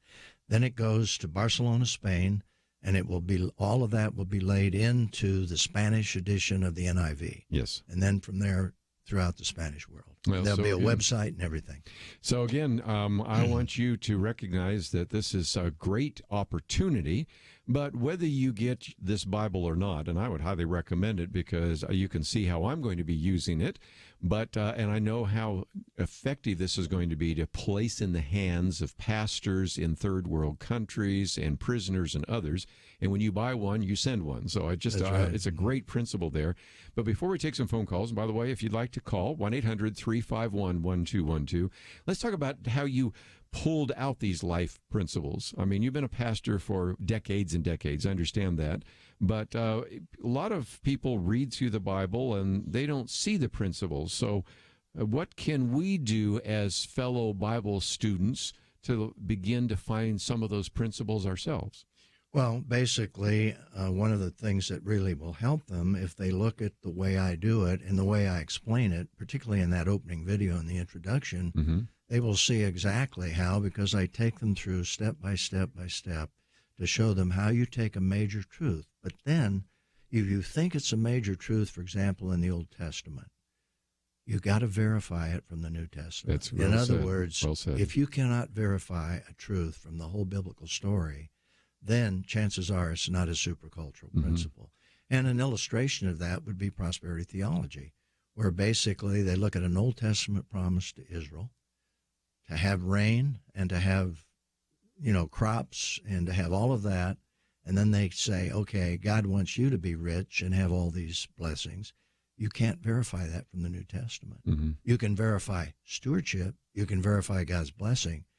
But if you take it out of the context in the Old Testament, it's a promise to Israel, and it can't verify that as a promise to the church. It's not a supercultural principle. And people, once they understand that. That's important. Yeah. And it's easy. There's an Old Testament and New Testament. We That's recognize right. there's some differences there. And before I take my next question, let's, if we can, maybe also talk about another aspect of that, and that is that some of these principles that people have tried to be super cultural, whether it's greet people with a holy kiss, we were talking about that with Max Lucado yesterday, or, whether you should wear a hat in church. I mean, some people do, some people don't. I understand that. But you oftentimes can very quickly, if you think about the context in which it was actually communicated, That's right. why that is a specific issue. And that's where, again, some of these Bible studies are really important, because you have to understand that it really is rooted in that culture and that cultural framework. True? That's right. But there's a major truth that comes out of, let's say, the head covering or certain things like that. You get right to the issue. It's humility. Yes. How can you demonstrate humility in any culture of the world? And that helps you to differentiate that. Another would be with music. And, of course, a lot of people don't understand that in the Old Testament you have instruments. That was a culture. That was a unique culture in Israel. When you get to the New Testament, it's supracultural, the gospel to the whole world. So the instruments in the Old Testament would not apply in every culture of the world. So God leaves it open to develop the instruments that would be used in your particular culture. Yeah. And a lot of people miss that. That's for sure. One other point before I take a phone call. It seems to me, Gene, that one of the struggles that I think a lot of Christians have is that they will go to church, they will hear a great Bible study, maybe they will even watch something on YouTube, but at the end, we've done a pretty good job of explaining God's Word, but we haven't done a very good job of applying God's Word. And one of the things that I think so key is that we want these life principles to be applied. Reading the Bible in isolation and not thinking about its application is only doing half the work, right? That's right, and that's why I actually begin with a principle to live by. What is the principle that comes out of the passage? Then I reinforce that with a commentary to explain why that's an enduring principle. But at the end of each commentary, I give a question for reflection and response to take that supercultural principle to any culture of the world. And so that's why, thankfully, it's being used in so many different cultures. Because I don't superimpose, and when I discuss these commentaries, I don't include anything from my culture. Yeah. I talk about the biblical culture and the truth. But when I get to the question and then go to the video, I'll give them illustrations of how I apply it in my culture. That shows them how they could use it in their culture, but not in the same way I do. Yes. So that's a unique part of that. No culture from my culture in the commentary, but in the video, after they get the concept, illustrate it from my culture, then they see the difference. Yes. I'm not superimposing my culture on them. Well said. Let's take some phone calls. We'll head to South Carolina first. Robert, thank you for joining us today here on Point of View. Hey, I enjoy your show. Thanks for the conversation on the topics you guys share every day. Appreciate it. Thank you. I have a question. Will the translation be more in tune with the first version of the NIV, which is a more conservative translation, or an older one? Well, this translation, basically, the Holman Christian Standard Bible, which was the first translation that they did, was a brand new translation using the Old Testament manuscripts, the New Testament manuscripts. It wasn't an adaptation of any translation. That's why I was really interested in it when they asked me if I would do the study Bible with it. But what they've done, they've now updated it. They call it the Christian Standard Bible.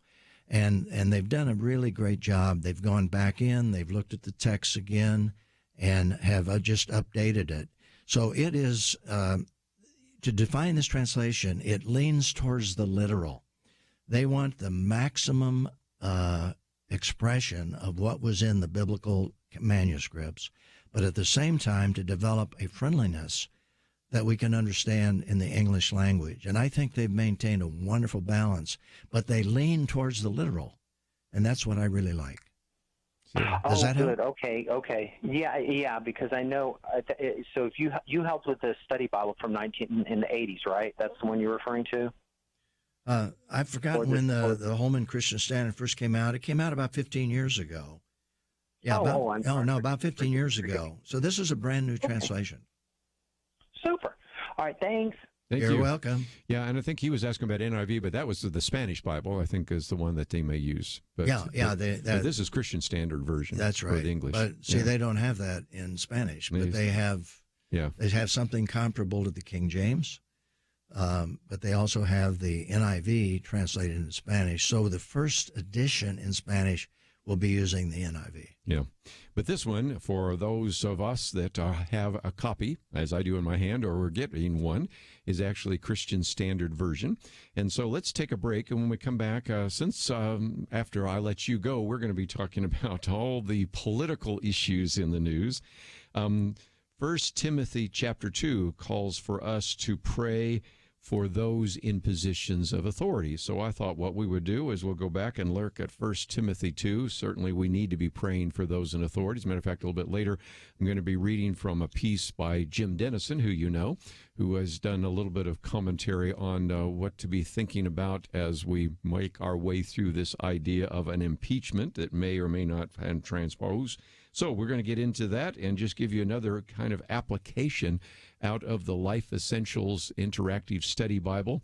And again, if you just happen to be joining us, we have information about that on our website. You can go to BiblePrinciples.org.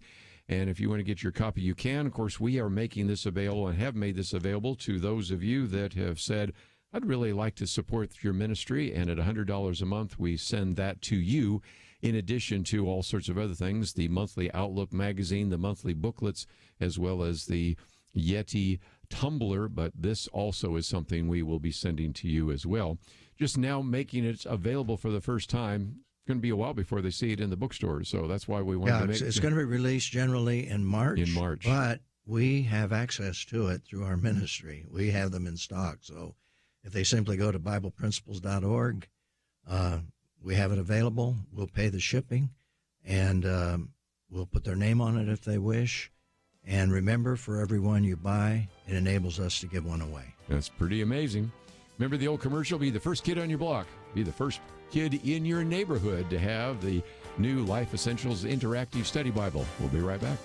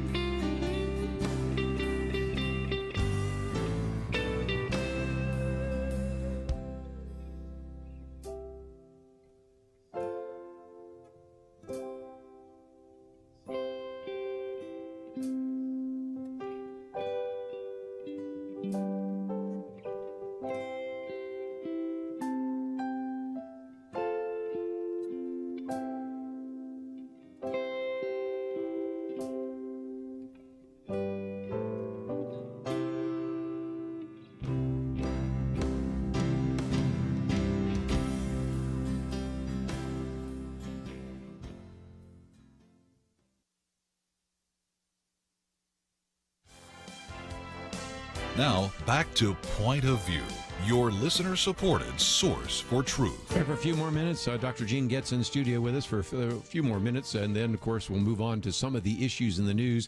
But as a setup for the issues in the news, as we talk about the Life Essentials Bible, let me turn to 1 Timothy 2, because we'll be talking about the need to pray for those in authority.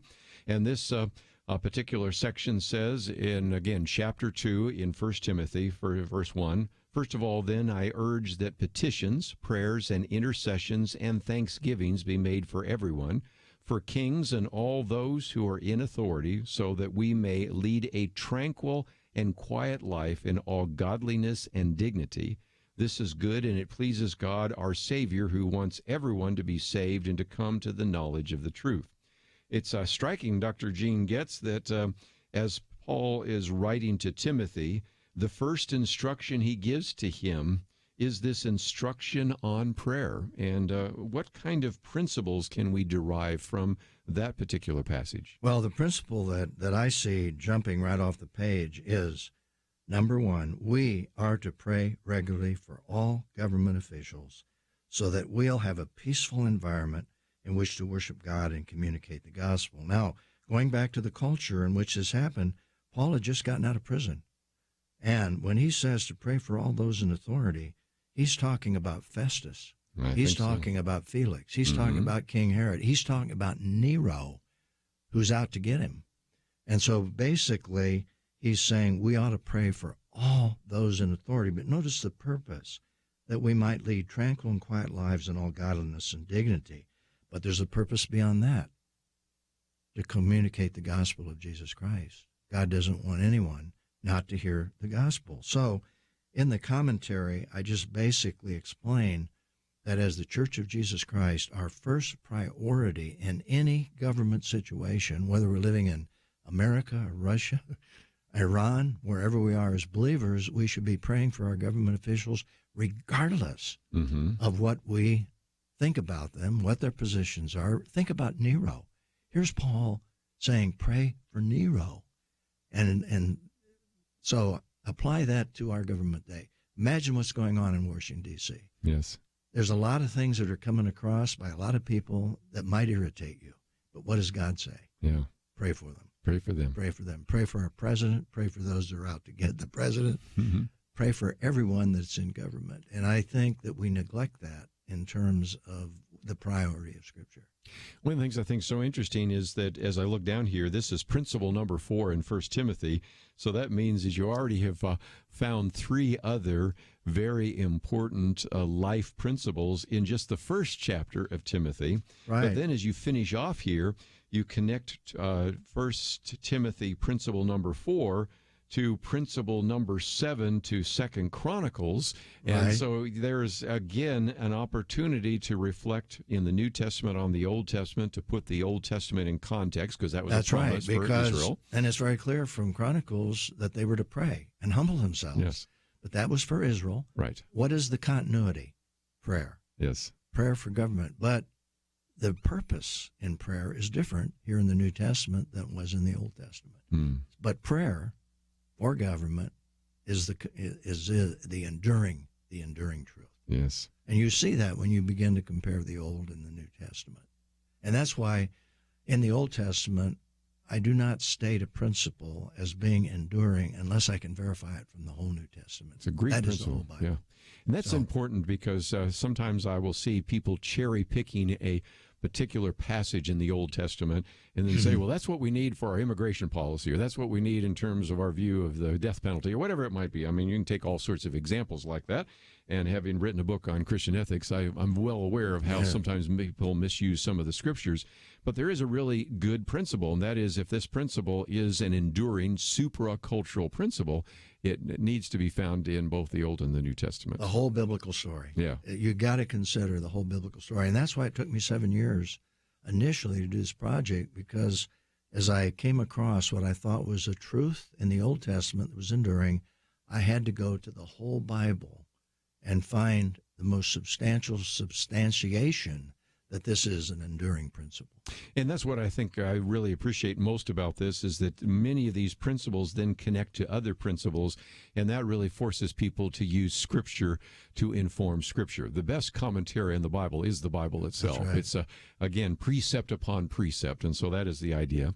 But before we go, let's, if we can, talk about the reception of this Bible, because you have put this in the hands of pastors that have never had a study Bible. That's right. Or others that maybe have had just a Bible, but it wasn't a study Bible, and it certainly didn't have all of this. And you must have some incredible stories of the impact this has had. Yeah, the feedback that we are getting from literally around the world, whether in the Philippines or in India, it's incredibly encouraging, and they get it.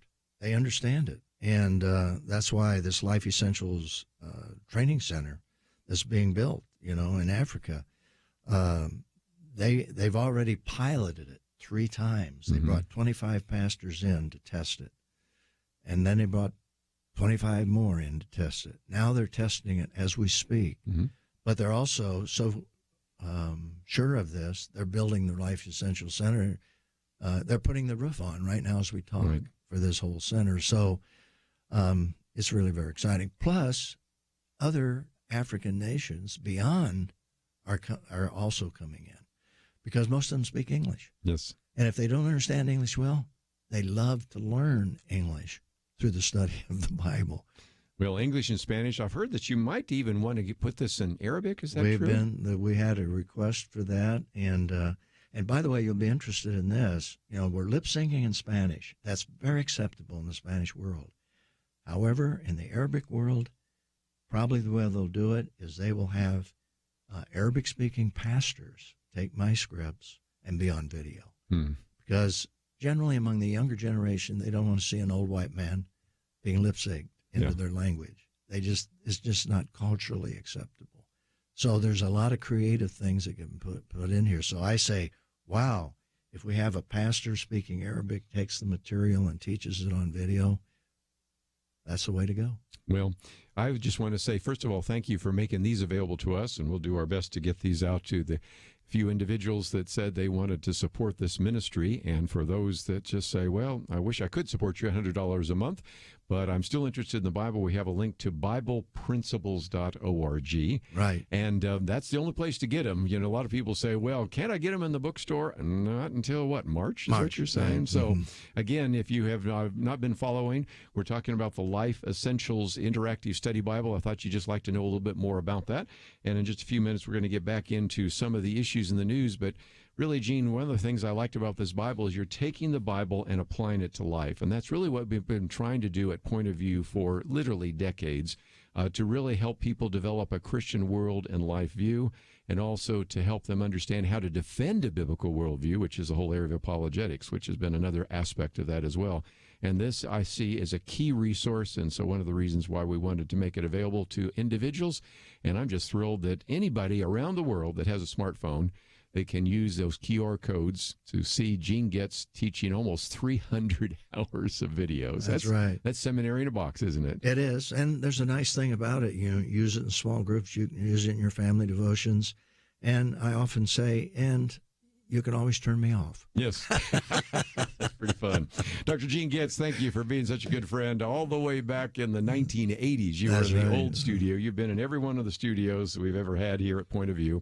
And so it's great to have you in studio today. One last time, the Life Essentials Interactive Study Bible. And, of course, we have BiblePrinciples.org on the website. And we'll take a break. Oh, we have a lot to cover. There are a lot of things in the news, and so we will cover those right after these important messages.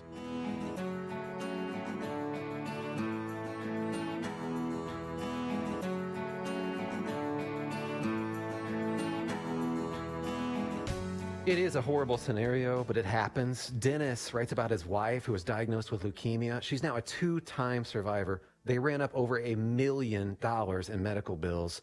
Thankfully, they're Medishare members, and Dennis says they're so thankful for that, how people came together to meet their needs. Medishare works, and it can save you a lot of money. The typical family saves $500 a month. Find out more. Call 855-SHARE-40. That's 855-SHARE-40. Every day we face new challenges. At the time of Jonah, the Bible says in Nineveh, they couldn't tell their right hand from their left. But in America today, a bunch of people can't tell men from women. In fact, some say men can be women. Christians are called to proclaim God's truth in every area of life. But who has time to study every crazy new thing the world can think of? I'm glad you asked. Get the information you need every day with Kerby's Viewpoints commentary. Sign up to receive them via email at pointofview.net/viewpoints or find them on the Point of View radio app. Viewpoints commentaries, making sense of the world around us. pointofview.net/viewpoints. Point of View will continue after this.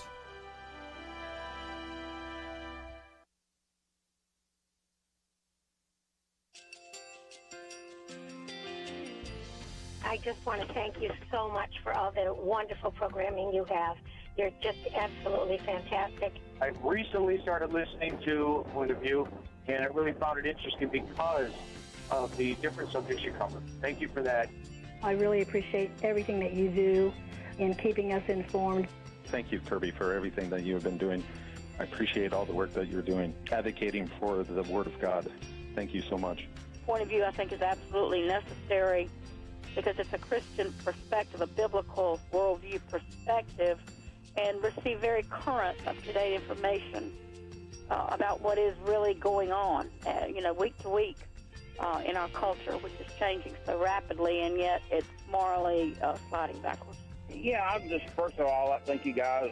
Y'all's program is wonderful, and enjoy it every day. I learn so much every time I listen to it. Point of View Radio Talk Show.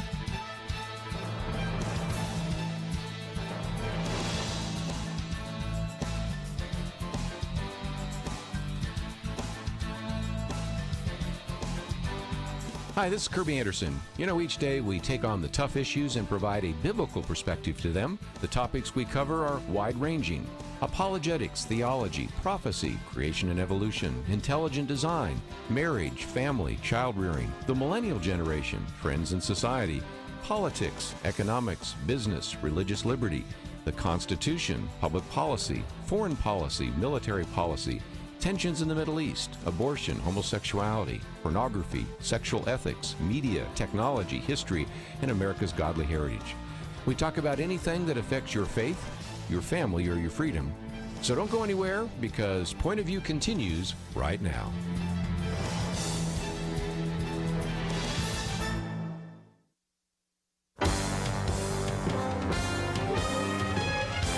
Across America, live. This is Point of View.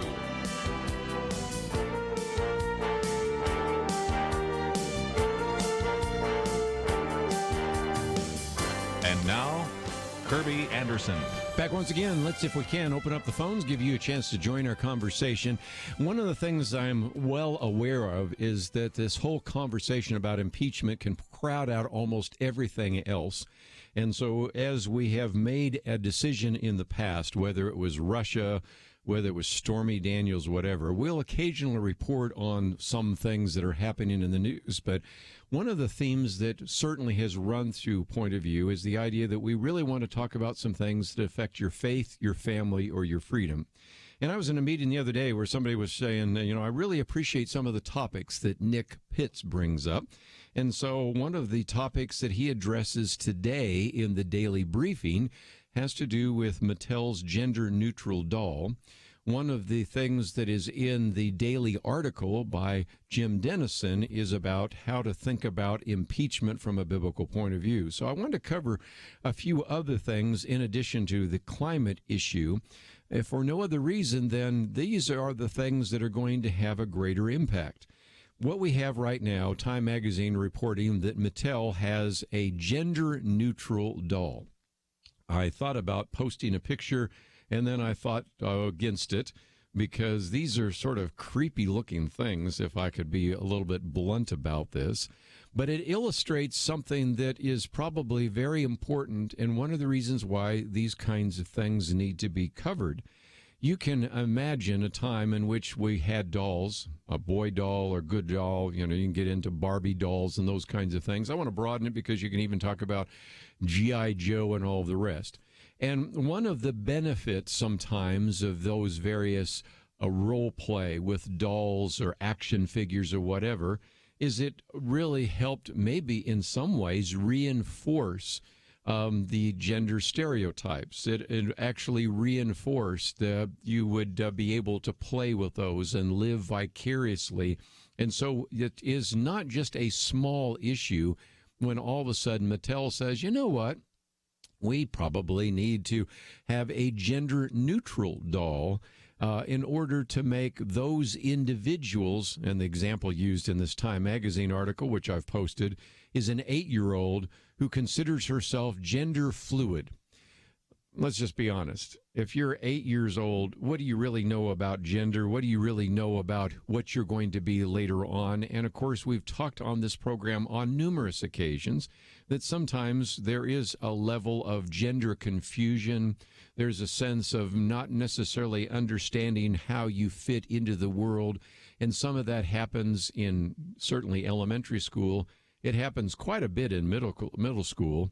But we also have looked at the studies that have been done over the years that say these are individuals who eventually kind of sort that out. Well, when we instead blur the distinctions, just think of the kind of world that we're raising our children, or for those of you that are older, the kind of world we're raising our grandchildren into. Go back just maybe a decade or two, when even presidential candidates on the Democratic ticket were saying, I still think marriage should be between one man and one woman. And then by the time of the end of the Obama administration saying we're going to celebrate same-sex marriage. So first of all, we went from a time in which certainly we had some individuals that said, look, I identify as homosexual, understand that. But we still sort of said marriage is between one man and one woman. We even had Bill Clinton signing, perhaps somewhat reluctantly, the Marriage Protection Act. You had all sorts of different legislatures passing laws or constitutional amendments establishing that marriage is between one man and one woman. And then by a vote of 5-4, the Supreme Court said, nope, same-sex marriage is going to be legal, and any prohibition against that is unconstitutional. And instead of that being sort of the end, what it began was a whole series of other conversations. Almost the next day, we were hearing about transgender rights. And so all of this has happened at a very, very fast pace, so that the generation now growing up doesn't identify marriage as between a man and a woman, but marriage can either be between one man and one woman, two men, two women, multiple relationships, or maybe you don't even need to get married at all. And certainly if you identify as a man, great. If you identify as a woman, great. If you identify as a boy, great. If you identify as a girl, great. But if you don't identify as anything, you can kind of be gender fluid. You can be whatever you want it to be.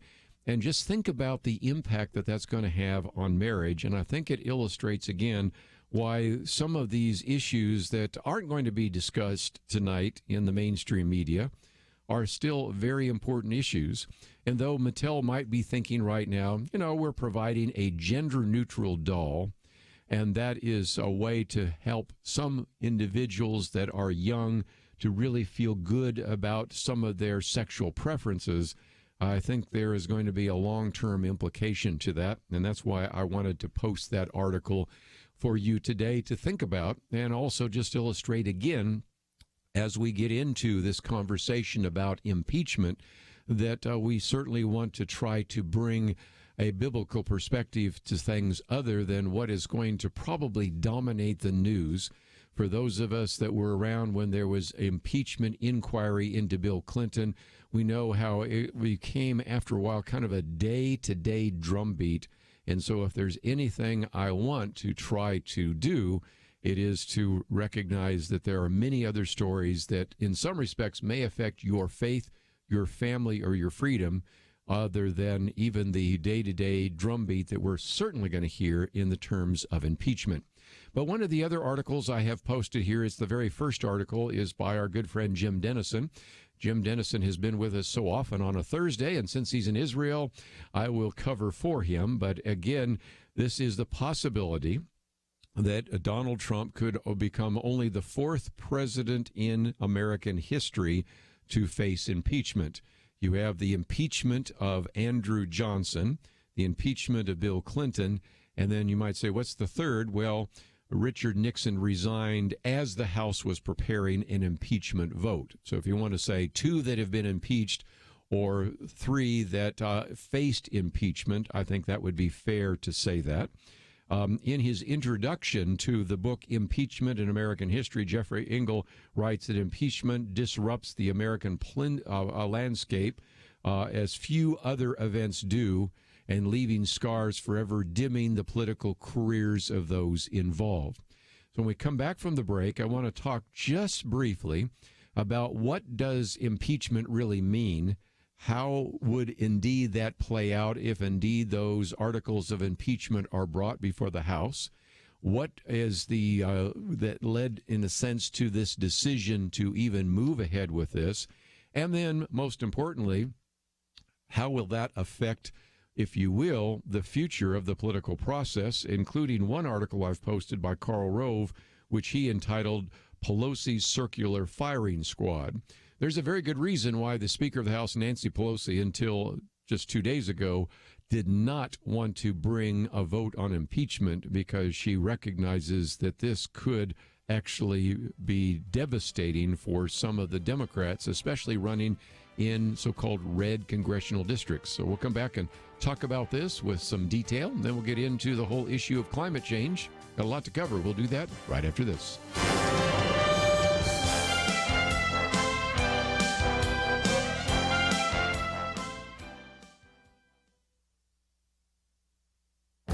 This is Viewpoints with Kerby Anderson. It seems like wherever we turn, there's lots of bad news. That is one of the reasons that I focus part of my time on radio talking about stories and statistics that bring good news. Last week, John Stossel wrote a column about good news. Much of it came from an article in Reason magazine that says we live in a world of reliable miracles.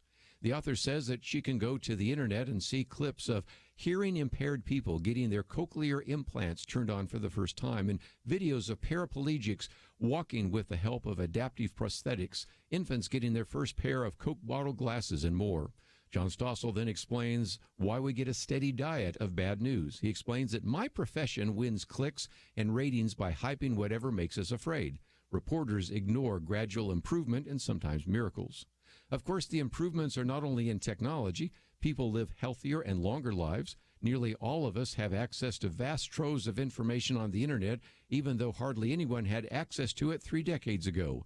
And there are great improvements in the economy, but you wouldn't know it by listening to many of our pundits and politicians. For example, we're told that the middle class is disappearing. While that is true, it omits the most important part of that economic fact. The middle class is getting smaller because people are getting richer. We will attach a chart from Reason so you can see it for yourself. More and more Americans are moving out of the middle class to the upper class, and there are also fewer and fewer Americans in lower income households. We don't know the good news because the media surrounds us with bad news, and some of what the media presents as bad news is actually good news. That's why I work to bring stories and statistics about good news on a regular basis. I'm Kerby Anderson, and that's my point of view. For more information about issues covered on Viewpoints, visit pointofview.net. Pointofview.net.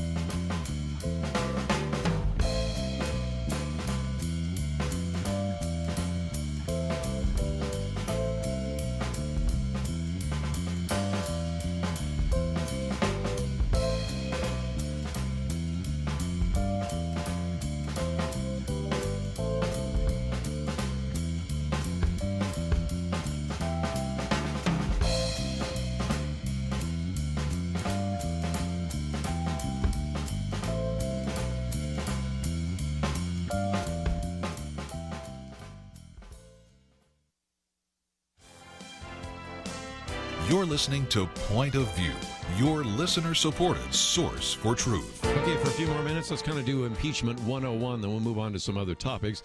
Wall Street Journal explains that the impeachment process generally includes a House investigation, hearings, and a markup of articles of impeachment or written accusations. You can find some of this in this piece that we've posted today by our good friend Jim Dennison. And again, you have a situation that starts primarily in the Judiciary Committee. Representative Jerry Nadler has already been investigating this, and in some respects, now because the Speaker of the House endorses it, maybe he will move ahead. But interestingly enough, at least the other day, he said that he hoped to complete his work by the end of the year. There are now some stories I'm finding in which they're saying that maybe they're on a faster track.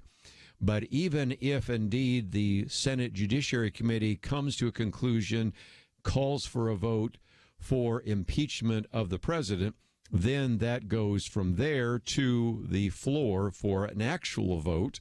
Might have to go through Ways and Means. I'm not sure about that. And so it would then go, and probably most people estimate that you right now probably have the requisite at least 218 Democrat votes, even if no Republican voted for it, to impeach the president. Impeachment means simply that it's like an indictment. A charge comes in the House, then it goes to the Senate. To remove a president through impeachment process takes 2/3 votes. Andrew Johnson was able to barely avoid that. Bill Clinton was able to avoid that. Bill Clinton avoided it fairly easily. Donald Trump will avoid it fairly easily. But at least it's, if you will, a stain, but it's an incredible distraction. Let's go back a little bit. when President Bill Clinton actually was called to be testified on this issue of impeachment. He, of course, didn't have to say anything, but, of course, you had to then bring the Chief Justice of the United States in to hear what was being presented. That started on October 8th, 1998, and the Senate did not acquit him until February 1999. You can figure out what that means. First of all, not a lot happens in the United States Senate because they're considering it. Almost nothing is happening in the Supreme Court because the Chief Justice is actually having to sit there to hear all of that testimony. And probably not a lot happening in the House. And, of course, that's the biggest issue, is that what if you are running for re-election in the House of Representatives, can you point to that you've done? I mean, we've had on a number of occasions here members of Congress that are in the House of Representatives that have said nothing's happened. I mean, there are occasionally bills that are passed, sent to the Senate, which they know are never going to be taken up or considered. And the budget has not passed. The budget was not ratified. We are coming to the end of the fiscal year by Monday. And it's just sort of business as usual, but this is, first of all, Congress getting virtually nothing done, and then your singular opportunity to show that you did something was you voted to impeach the President of the United States, knowing full well that the United States Senate would not remove him from office. And all of this, of course, coming from what is supposedly a conversation on July 25th, which actually is grounds for impeachment, which brings me to a piece from the Wall Street Journal. Now, if you look at the fact that yesterday, as we pointed out, the transcript, or it's now called the memo or the recollection, is available, and now we're going to also hear from the so-called whistleblower. If you look at that, you can see that very quickly everybody lines up on their tribes. The Democrats are saying this is an impeachable offense. Republicans generally saying that there's just nothing there. And you have some that are sort of never Trumpers that say, well, I'm a little bit concerned about this. And so you could sort of get the predictable answers, which is why I thought I'd go to the Wall Street Journal, which has been pretty critical of the president. They were the other days that saying all sorts of things about what the president did was of great concern. And now that we have the transcript, this is what the editors of the Wall Street Journal said. They said that the White House released a transcript of the July call, and the news is Mr. Trump was telling the truth about it. And they were skeptical before, so this is why I thought this might be a more balanced piece in that regard. They said the conversation was largely routine diplomacy, and even the reference to Joe Biden was less than promoted by the press. Don't you think? We'd heard that there were 8 references to him. Don't think we found that there. And so, again, they said good luck persuading Americans that this is an impeachable offense. Here is the issue. You know, there's a conversation here, and so then they come to the so-called smoking gun, where President Trump asks for a favor that Ukraine look into the 2016 election meddling and talks about CrowdStrike, which, by the way, is, I think, the most important part of this transcript that hardly anybody is talking about. I did hear Rush Limbaugh mention it the other day, but nobody really has gotten into this because that is the group that actually was investigating the so-called hack of the Democratic National Committee. But the FBI, the Justice Department, all sorts of people weren't allowed to look at those computers. CrowdStrike was. And so to me, that's the, if you will, if there's a smoking gun, that was the issue that probably bothered President Donald Trump more than anyone else. But anyway, let's go on. Then after Mr. Zelensky, who is, again, the president of Ukraine, mentions Donald Trump's personal lawyer, which would be Rudy Giuliani, former governor of New York, who has been already investigating the Ukrainians, then he says that he was hoping very much that the New York mayor comes to Ukraine and that the investigations will be openly and candidly done. And that's about it, other than Trump saying, you know, yeah, there's a lot of talk about Biden's son, that Biden stopped the prosecution, makes that statement, which, again, everybody thinks is the smoking gun, but he didn't say, I'm withholding any kind of military funds. That was already a decision made before. And again, I can summarize very quickly what indeed you have from the Wall Street Journal. They said there's no quid pro quo. So their conclusion is Democrats want to pursue impeachment on this thin gruel. Then Americans should also consider the process by which it became a national political crisis, because they say first a whistleblower who is still an unidentified person brings a complaint based upon what he heard about the president's phone call. Then that memo actually says that the IG, that is the Inspector General, acknowledges that there is probably a political bias on the part of this individual. Then the IG makes a flawed legal judgment that Congress must see the complaint. But then when the argument is rebutted, word spreads to the press, they're crying cover up. And so that's why we have this transcript, a recollection, memo, whatever you want to call it, it's out there. But just before we take a break, one other point, another article I've posted by Karl Rove, who looks at these things from a political point of view, and I think he's right on, and that is, he says the president won't be forced from the White House, even though it is quite likely that indeed the Speaker of the House, Nancy Pelosi, may find, and probably will find, 218 votes for impeachment. Instead, he says what we'll likely see is exactly what happened to Bill Clinton. The House votes to impeach. The Senate fails well short of the 2/3 majority to remove him. And Karl Rove says, there's no doubt that Donald Trump should have left the questions of Joe Biden's work in the Ukraine to the Attorney General, Bill Barr, who's conducting the investigation. But at the same time, he also points out that, Hunter Biden has been connected to a company where there was possible money laundering and official corruption. But nevertheless, the point is, and I think this is the bottom line, Karl Rove says that Nancy Pelosi knows impeachment is unpopular with voters, especially in the 43 Republican districts that Democrats flipped in 2018.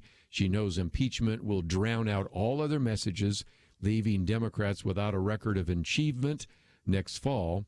She realizes the most likely Democratic casualties in the polls will be the moderates, not Democrats from safe left-leaning districts, leaving Nancy Pelosi to preside over a more rambunctious caucus, or even, perhaps, he's implying, lose the House of Representatives. So if you're looking for my predictions, pretty simple. I think it is quite likely that indeed there will be a vote on impeachment. I do believe that it's probably likely that they will get the requisite number of 218 votes. It is virtually certain that it goes to the Senate and goes nowhere. It becomes a complete distraction, and it might even cause a lot of the Democrats to lose in their reelection opportunity, and possibly Nancy Pelosi will no longer be Speaker of the House. That's a reasonable assumption, but from time to time we'll check in with it, but we're not going to spend all our time on it because there's a lot of other things to talk about. When we come back, I want to talk a little bit about this idea of a climate crisis and climate alarmism. So we'll talk about that right after this.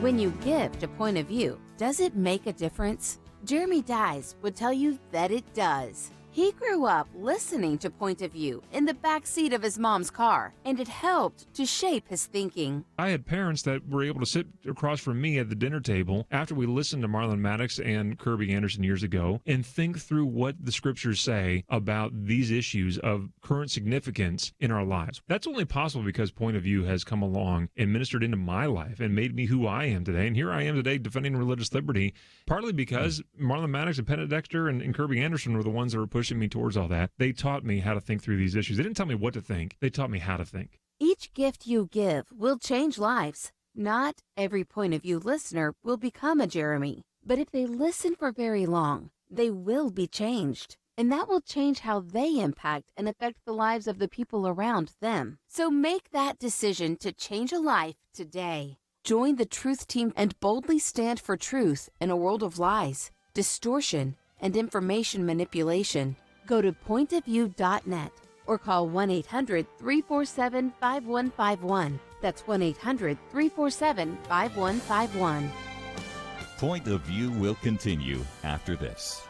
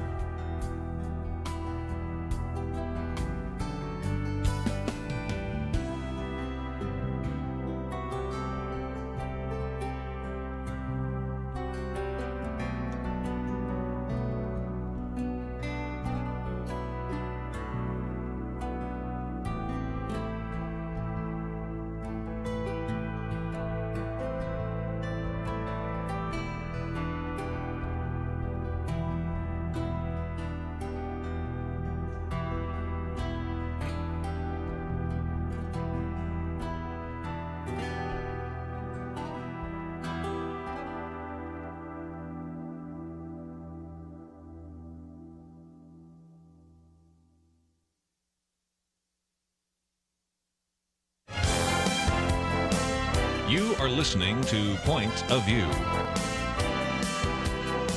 The opinions expressed on Point of View do not necessarily reflect the views of the management or staff of this station. And now, here again is Kerby Anderson. Final half hour. Let's open up the phones, give you a chance to join our conversation. 1-800-351-1212. Let me, for just a few minutes, address this issue of what you might call climate alarmism. Very good piece that came out from Bjorn Lomborg. I quote him in our climate change booklet that we've made available. You might say, okay, who is he? First of all, he wrote the book Skeptical Environmentalist, which is a very outstanding resource published by Cambridge University Press. He is the head of the Copenhagen Consensus Center, but he is an individual that believes that climate change is real and believes that there are some common sense solutions we need to come up with. But he's also the one at the Copenhagen Consensus Center, when they first put together the Copenhagen Consensus, gathered together all sorts of economists to evaluate the various threats to our population, from, drought and malaria and malnutrition and famine and all sorts of things, including climate change, and then to rank those solutions in terms of the cost benefit. Which one gives us the greatest bang for the buck? And at the very bottom of the list is climate change. In other words, even if you are convinced that we face an existential threat, there is only so much we can do. Just recently, NASA even announced that one of the reasons they are convinced that we've had a change in climate is due to the orbit of the Earth. The orbit of the Earth around the sun isn't completely circular. It's a little bit elliptical. You've got to recognize that it isn't like the sun is standing still either. The sun, the solar system, everything's in motion. And so sometimes there are times when it is easier for the planet to get colder. You get a kind of a little ice age. And other times when it gets warmer. And if you are convinced that there's a way to solve that problem, I'd like to hear that, because that has a lot to do with the orbit of the Earth. But here's what Bjorn Lomborg says, because it kind of relates today to my commentary about good news. Because he says, okay, let's acknowledge with our environmentalists that Arctic sea ice is melting quicker than we expected. But he also points out that these computer models predicted that Antarctic ice would be decreasing, and it's actually increasing. He says, yes, okay, it is true that sea levels have been rising. They've been rising for some time, long before we actually were burning all sorts of fuels through various factories and cars. But the rate, he says, is not accelerating. As a matter of fact, there's 2 recent academic papers that show a decline in the sea level increase. And at the same time, you hear people saying, well, we've got more and more drought around the world. Well, Bjorn Lomborg says, actually, if you look at the actual refereed papers, and he has this on a PragerU video, so you can look at it yourself, the percentage of the globe affected by drought is actually decreasing. Okay, what about hurricanes? I did a whole commentary a while back on hurricanes. And again, the argument is that hurricanes are getting worse. But he says if you look at the United States, which is the place where we have the best records, if you adjust for population and wealth, they're actually decreasing slightly. And I have pointed out in a recent commentary that comes from some of the work by Robert Spencer, excuse me, I got the name wrong, but anyway, Roy Spencer. There's a Robert Spencer does Islam. It's Roy Spencer, climatologist Roy Spencer, and in which he says if you look at the numbers, the intensity of hurricanes has decreased while the destruction of hurricanes are increasing. What does that mean? Well, that gets to something that Bjorn Lomborg points out, and that is death from natural disasters has dropped precipitously. Used to be at the turn of the last century, about 1900, at about 130 per million. Now it's like 4 per million. And that is deceptive in the fact that, as he points out, if you have a hurricane in Miami, it does a lot of property destruction, and a fair amount of damage, but not very many people die. But if a hurricane, he uses the example, hits Guatemala, or we could use a more recent one, hits the Bahamas, there is, in that case, not only a lot of destruction of property, but more importantly, a lot of loss of life because economic prosperity is not reached there. And so some of the buildings that would be able to withstand that and thus save lives are not there. So the point he's making is it doesn't mean that climate change isn't real, but he says what we always seem to get are these extreme examples by climate alarmists. And so for just a minute, I thought I would read from this book. I quoted it the other day in one of the other programs, but I actually have a commentary coming out, but it's by Bill McKibben. He obviously believes that we are facing one of the greatest challenges in the history of the world with climate change. And so as you work your way through the book, by the time you get to chapter 3, here's what you read, and it begins to explain why there's such hysteria on the part of some of the environmentalists, especially a lot of the young people. Let me just take the first story because it will make the case very, very quickly. He says, a study in the Journal of Mathematical Biology pointed out that if the world's oceans kept warming by 2100, there might be hot enough to stop oxygen production by photosynthesis and by phytoplankton disrupting the process of photosynthesis. Given that 2/3 of the Earth's oxygen comes from phytoplankton, that would likely result in the mass mortality of animals and humans. Just the other day, you might have heard or seen some of the things that our young 16-year-old by the name of Greta said. Everybody's dying. More people are going to die. More animals and animals. And, of course, that's all she says is going to happen within the next 10 years. I finally figured out where that comes from because there's somebody that's been talking about what could happen by 2030. But even this article here says by 2100, which relates to something I've mentioned before, and that is sometimes you hear young people saying we only have 10 years left, but a lot of the environmentalists are saying, no, we have about 50 years or 80 years left because they, if nothing else, they want to put the timeline far enough out that we don't have another one of those failed predictions. This next paragraph helped me understand Alexandria Ocasio-Cortez because he says, in Siberia, a heat wave thawed a reindeer carcass that had been trapped in the permafrost. The exposed body released anthrax into nearby water and soil, infecting 2,000 reindeer grazing nearby. That in turn infected some humans, and a 12-year-old boy died. As it turns out, permafrost is a very good preserver of microbes and viruses because it is cold, there's no oxygen, and it is dark.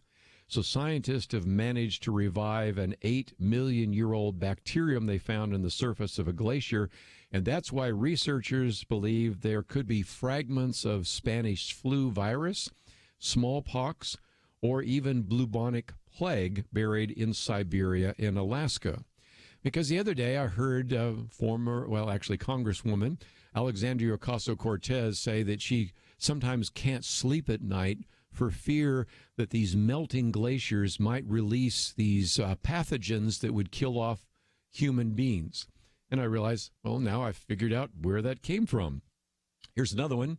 He says, or consider this, as the ice sheets melt, they take weight off of land. That could trigger earthquakes. Seismic activity is already increasing in Greenland and Alaska. Meanwhile, the added weight of the new seabed and seawater could actually bend the Earth's crust, and this could lead to additional volcanic activity. Well, at this point, you're starting to say, I haven't even made it through 4 paragraphs of chapter 3, and he's starting to give me a scenario that sounds a little bit like the book of Revelation, in which we have earthquakes and plagues and viruses and all of that, until you read to the point where he's saying it could get very bad, but he says, really, I'm just using this to show you how bad it could get. But really what we need to do is go back and focus on things that we can solve, like our food supply and the way in which we treat certain kinds of diseases and those kinds of things. But if all you knew were the first couple of pages in chapter 3 of this book, you would be convinced that we are just about at the end of life as we know it here in the world, and that we are one step away from horrific kinds of things happening to the planet. And once you understand that, you can understand how climate alarmism, first of all, keeps us from having a common sense solution to some of these problems, and more importantly, just scares the heck out of the children. Did we have a problem with the ozone layer? Yes, we did. How did we solve that? We banned chlorofluorocarbons. We don't have a hole in the ozone layer. Did we have a problem with acid rain? I studied that when I was at Yale University. We don't now because we use scrubbers in many of those kinds of producing factories in the Midwest. There are solutions, but they're not going to come when people are convinced that the only answer to our solutions are to ban fossil fuels and to actually enact the Green New Deal. I'll have more to say about that right after this.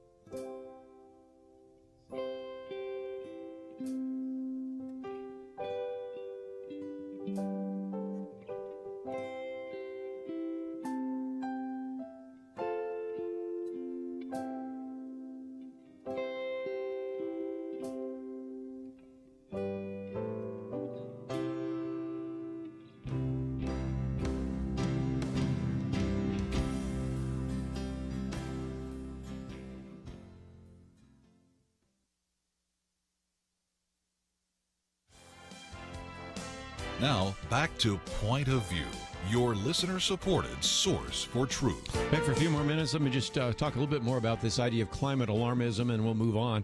This is probably something that has disturbed a lot of the environmentalists. They were hoping that this week would be Climate Week. It would focus a lot of attention on this idea of climate change and call for action, and instead it's been completely pushed off the news page by impeachment. So I thought I would just say one or two more things about that. And again, to mention this book, this is just one of many, but this is where I kind of finally figured out where some of these ideas were coming from. You would hear Alexandria Ocasio-Cortez say, I'm worried about the possibility that these retreating glaciers, these melting glaciers might release some kind of pathogen. I'm going, where does that come from? Oh, now I know. Where is it, this idea that we'll eventually run out of oxygen and the planet will be destroyed? Okay, I found some of that as well. And there's a couple others he's talking about, for example, that there was, after the last ice age, as if this is going to happen, there was a piece of the continental shelf in Norway about the size of Kentucky that crashed down and sent titanic waves across the ocean 65 feet high. You know, that's always a possibility. I don't think it's going to happen, but it's always a possibility. You can never say that it won't. And then even this one, which, again, not only are you going to run out of oxygen, but we won't be able to think straight, because his argument is if we reach 1,000 parts per million, by the way, carbon dioxide is a little bit higher. It's about 400 parts per million, but whatever, that then human cognitive ability falls by 21%. And in a commentary I have coming out, I say some of this is kind of intriguing, because a good friend of ours, John Stonestreet, when he wrote about some of the excerpts from this book that appeared in Rolling Stone magazine, said it reminded him of sinners in the hands of an angry God. I said it's kind of sinners in the hands of an angry planet, but it isn't really based upon the ongoing scientific research. It's taking some of the most remarkable and even radical and alarmist kind of facts and figures and putting it in print. And it's always possible. There's anything possible. The Earth could simply explode tomorrow. The sun could explode, or it could send solar flares and destroy us. Just don't think all that's going to happen. And yet that's kind of the world that we live in. And my commentary that will be coming out on Monday points out that we've had all sorts of failed predictions.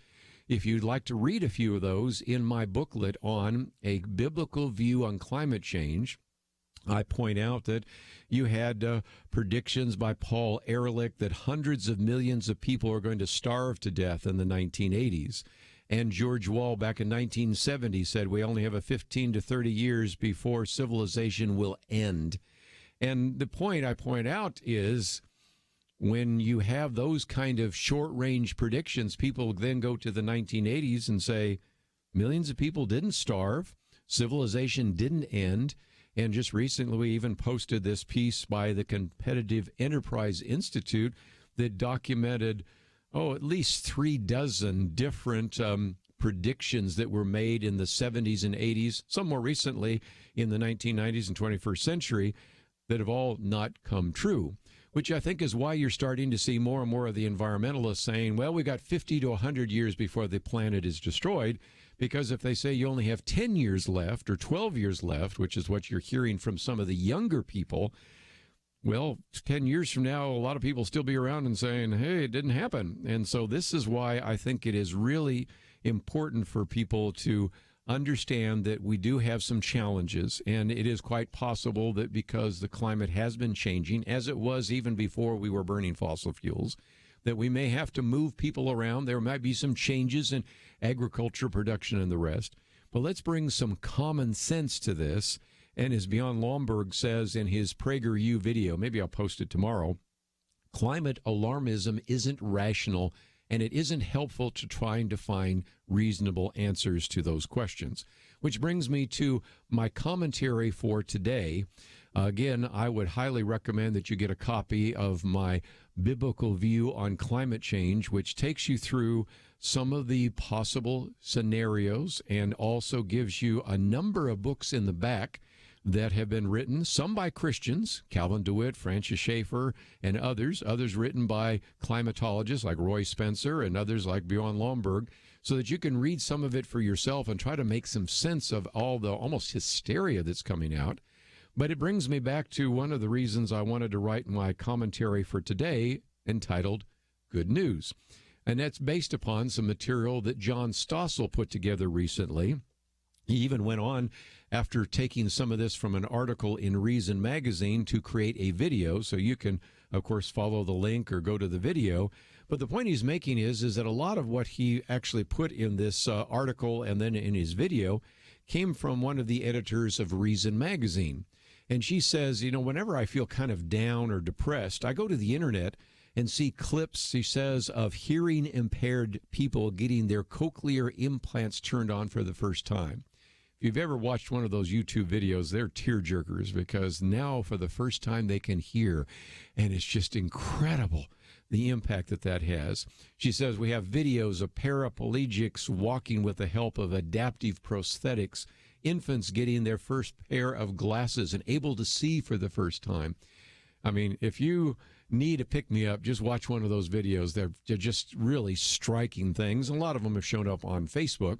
So then John Stossel raises a good question.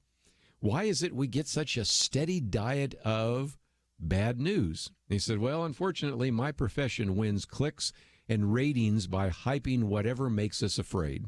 Reporters ignore gradual improvements and sometimes even miracles. Matter of fact, the editor of Reason magazine was saying, if some of these modern-day medical miracles happened a few centuries ago, it might have even started a religion. People would have just been so enamored with that. And so these improvements, as I point out, are not just in the area of technology. I mean, people live healthier and longer lives than ever. And we have access to vast troves of information on the internet. We just talked with Gene Getz about how if somebody has a smartphone with this Bible, they have access to almost 300 hours of video that will help them understand the Bible. And so that is certainly the case. But you wouldn't know that we were doing so well if you were to just watch what's on television or read what's in the newspapers. And this is a part of the issue. And so that's why I spent some time at the end here saying, not only is there no good news oftentimes about technology, oftentimes there's no good news about things that are really good news. And one of those is the fact that people have been telling us that the middle class has been shrinking. And if you ever looked at this chart, which we put with my commentary, you can see that the percentage of people in the middle class has been declining. But that's not bad news, it's good news, because the number of people in the lower income categories is decreasing, and the number of people in the upper income categories are increasing. The middle class is shrinking because the upper class is growing. And so that is, I think, one good example of sometimes where even the so-called bad news presented in the press is really good news if you really look at it in its entirety. So if nothing else, that's one of the reasons why we try to do what we do here at Point of View. I try to give you stories that maybe you don't hear anywhere else. And if you think that that's worthy of your financial support, let me just encourage you to join with us at the Truth Team. The pledge line number as we're going off the air is 800-347-5151, 800-347-5151. And at that top level, $100 a month, one of the things that we provide to you, in addition to these booklets I'm talking about and the Outlook magazine and our Tumblr, is also the Life Interactive Bible, the Life Essentials Interactive Bible. And so let me encourage you to find out a little bit more.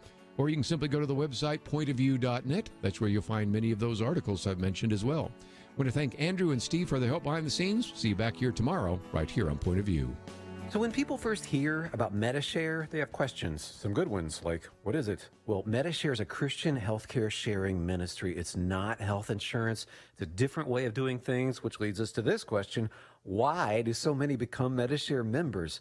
Two big reasons. They save a lot. The typical family saves $500 a month, and they feel great about it. With Medishare, you aren't forced to pay for things you don't believe in. Find out more. 855-SHARE-40. That's 855-SHARE-40. It seems we can't get through a day without hearing how science has been corrupted to support political goals. Media entities have sold out truth for the sake of favored narratives. Even some religious groups have abandoned the Bible to support things based on feelings. So who can you trust? Kerby Anderson and the Point of View Truth Team are your source for real news. Learn how you can make a difference by joining the team at pointofview.net/team or call 800-347-5151.